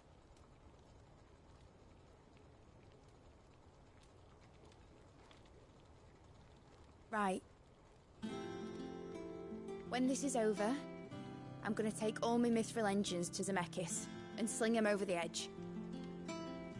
I won't have my dream end up turning into someone else's nightmare. But all that hard work... All that hard work will not be used for war, Jamie. But it ain't like it'll be gone. Tell me, Clive, have you ever been on a treasure hunt? Not since Joshua and I were boys. Why do you ask? Because I'm gonna bury the engine schematics and leave behind a little riddle telling people where to find them.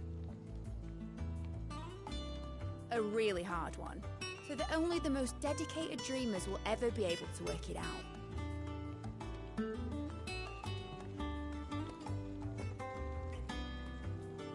Ooh, I can picture it now.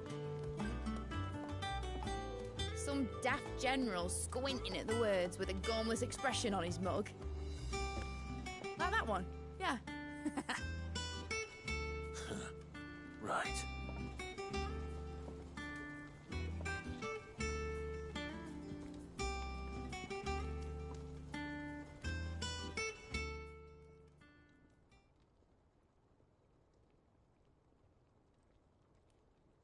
Of course, if I'm putting this engine at the end of a treasure hunt, I'll still need to make it a treasure worth hunting for. Won't be much of a prize if it couldn't even make a toy boat fly after all. My dad always said, dream big. But it ain't the size of a dream that's important, is it, Clive? Only that it's a good one. And I reckon I've got a fair few good uns left in me. I'm sure you do.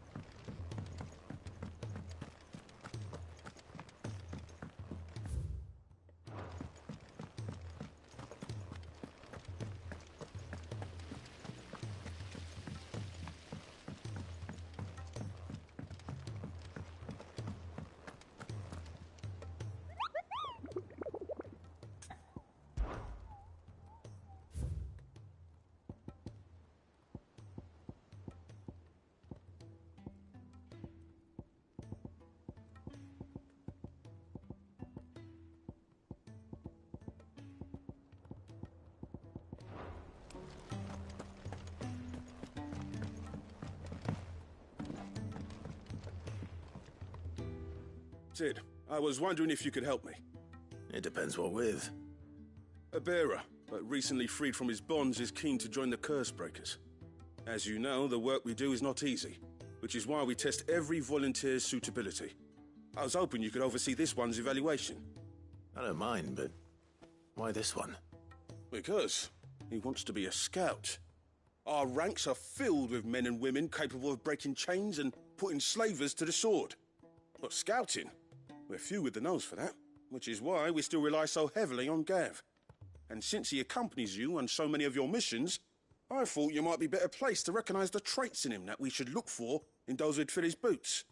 Sounds reasonable. So you're happy to oversee the boys' test, then?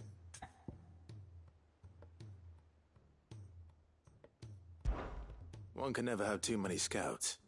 Truer words, Sid. I'll let the initiate know that you'll be attending his trial, and that he is to proceed directly to Northreach in readiness. No time like the present, eh? No time like the present. I'll await you there.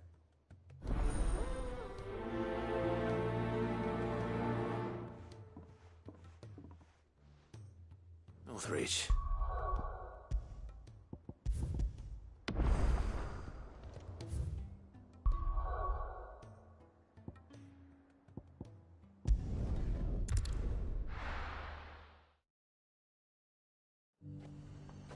Nazaire might at least have mentioned where in Northreach he'd be testing this recruit.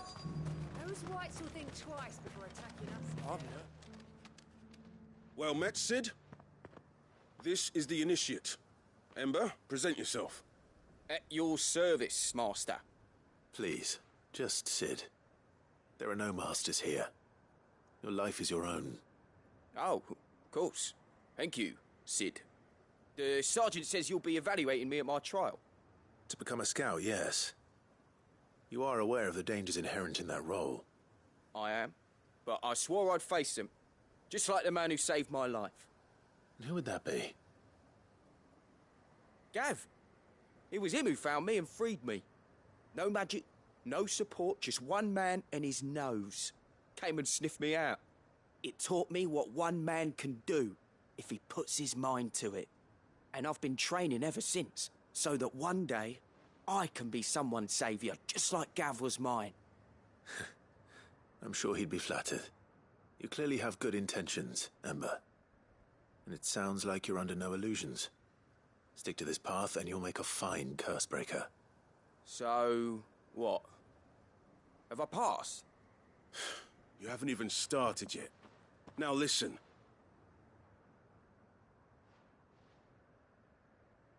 Not far from here is an Imperial lookout, Eastwatch. The guards there record all their sightings in a logbook. You are to find it and bring it here. And bring it here, right.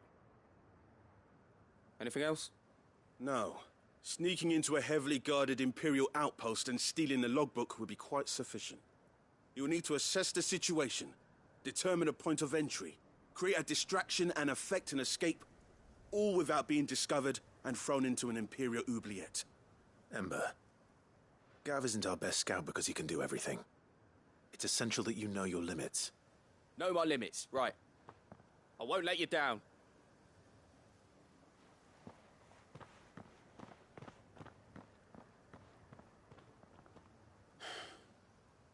It shouldn't be as dangerous as I made out.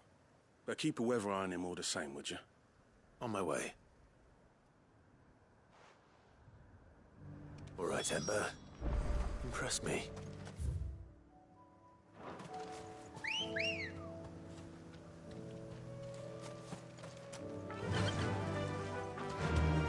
Run like the wind.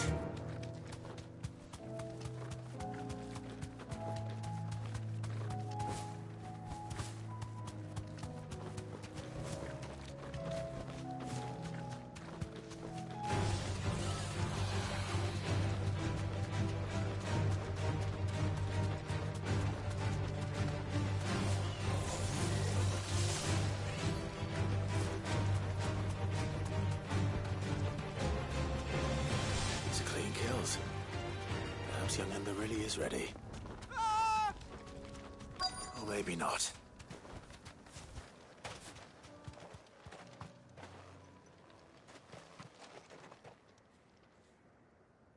Damn it. Ember, draw your sword! I can't! Then run! If you want him, you'll have to go through me.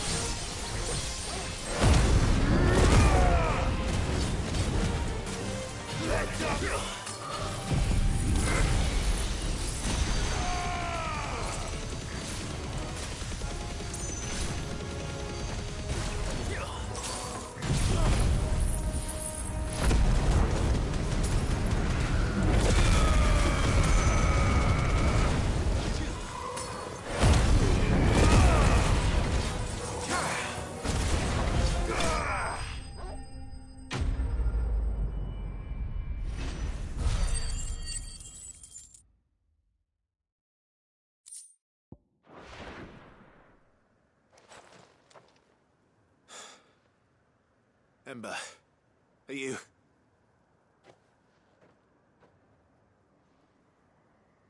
Gone. Of course. Scouts really are a rare breed. Back to Northreach it is, then.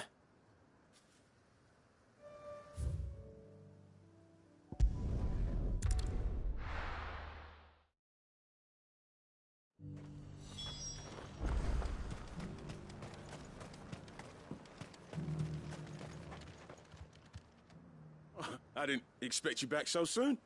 Where is Ember? How did he fare? I thought I'd find him with you. He must have fled. I followed him to Eastwatch, where I found him being set upon by a wild Avis. He was just standing there. Didn't even draw his sword. I had to step in and take care of things. But by the time I had, he was nowhere to be seen. I assumed he'd set off in your direction, but apparently not. I'm sorry, Sid. I knew the boy had a nervous streak, but he seemed like... The right man for the job? I believe this is the logbook you tasked me with retrieving. Eh? How did you... Don't you tell me you breached the tower while Sid was busy saving your skin. What? Wasn't that what you asked me to do? To bring the thing back without getting caught? He has you then, his heir. And he did it all on his own. But Sid, he did what he thought was best. And now I have to decide whether I agree. Of course. We'll await your evaluation back at the hideaway. Don't you leave my sight. Yes, Sergeant.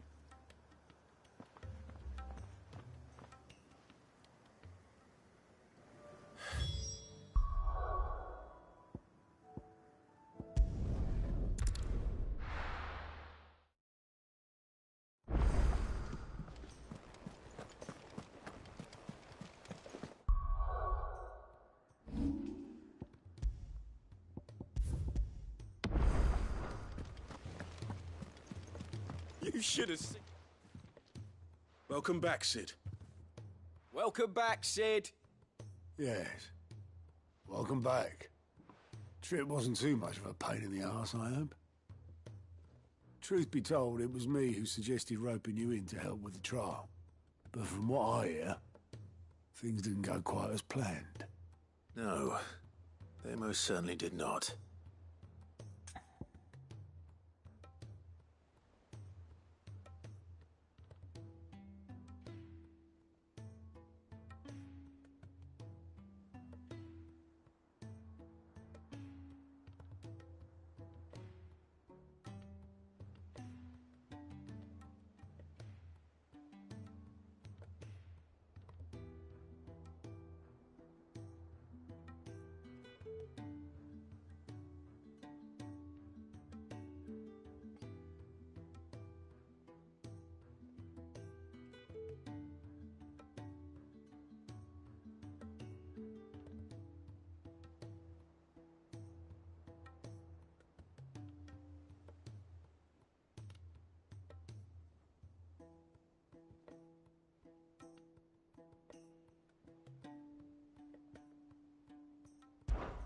Ember lost his nerve in the face of a beast of prey, but he didn't lose heart. He pressed on, and he achieved his aim. And is that not what we ask of our scouts? Indeed it is. Thank you for your honest appraisal, Sid. The fact remains, however, that Ember will not always have a battle-hardened warrior on hand to pluck him from the jaws of peril. All I have gleaned from this trial is that without someone watching his back, Ember is little more than a liability. Wait, Sergeant. Ember still has much to learn, it's true. And this time he was found wanting. But I'd say he's due a second chance, nonetheless. After all, he did do as you asked. With a bit of hard work, any hand can be made to hold a blade, and any mind can conquer its fears. But a scout's nose is different. You've either got one, or you ain't. And by sniffing out that log, young Ember here has shown he has a conk and a half. Wouldn't do to waste it now, would it? Fine. One more chance. I'll do whatever you ask. I'll spend my days and nights in the pit if I have to. I'll show you. Just you wait. Daft as a brush, that one. But his heart's in the right place. Just like someone else we know. And if you ask me, we've been leaning on him for far too long. About time the curse breakers took some of the weight off his shoulders, I reckon. You couldn't hurt. Just don't tell Gav I said so, will you? I won't have him thinking he's been hard done by. Next thing you know, he'll be asking for a day off. Chance would be a fine thing. Back to work. Forgive me, Sid. This did not play out as I expected. Things really do these days. But that's why we need men like Ember more than ever. Men who can make the best out of a bad situation. Remember that. I will, Sid. Thank you.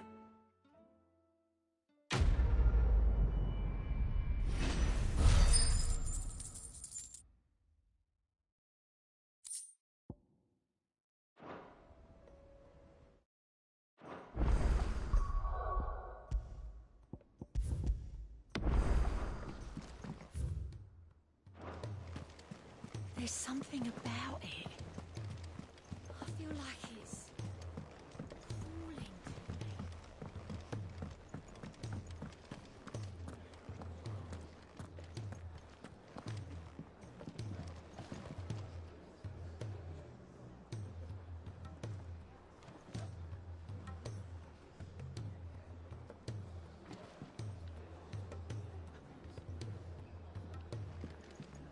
It's him, I tell you!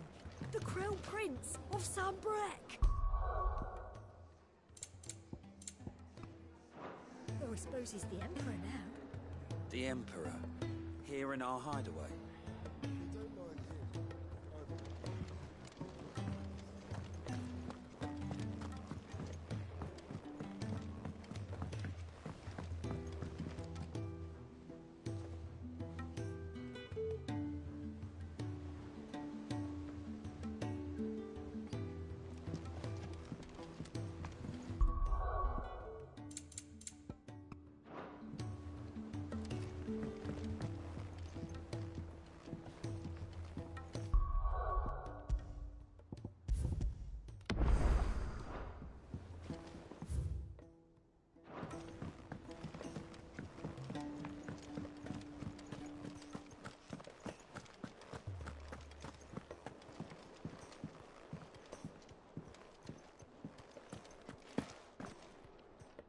My Lord Marquis, I heard about Eastpool.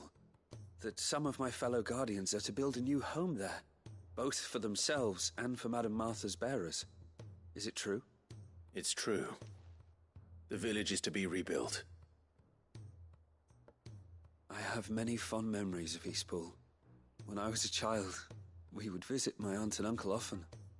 They would lavish attention upon me as if I were the son they never had. I went to see Aunt Hannah after my uncle passed away, but not nearly as often as I should have. Oscar, I'd like you to assist Sir Wade in the rebuilding efforts. But my lord, my training is not yet complete. I couldn't possibly. I warned you I might not be the easiest of masters, but I'm not as hard-hearted as that. Go. Be with your aunt. Rebuild her home. Is what she would have wanted. Yes, my lord. Thank you, my lord.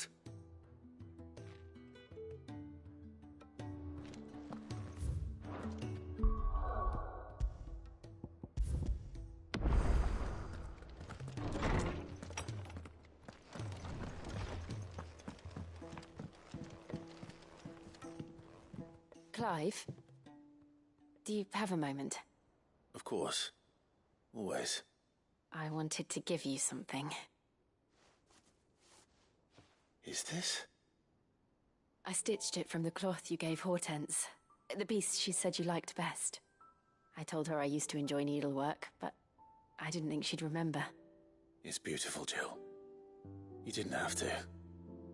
When I was very little, I recall my mother telling me that young ladies of the court would give knights ribbons from their hair before they went off to war. I still wear mine, so I made you this instead. Black is the color of eternity. It cannot be stained. It cannot be sullied. It is unchanging, unwavering, just like your resolve. And mine. Our resolve. May it never diminish. And may it ever bring you back to me. I will always, always be here. Thank you, Jill.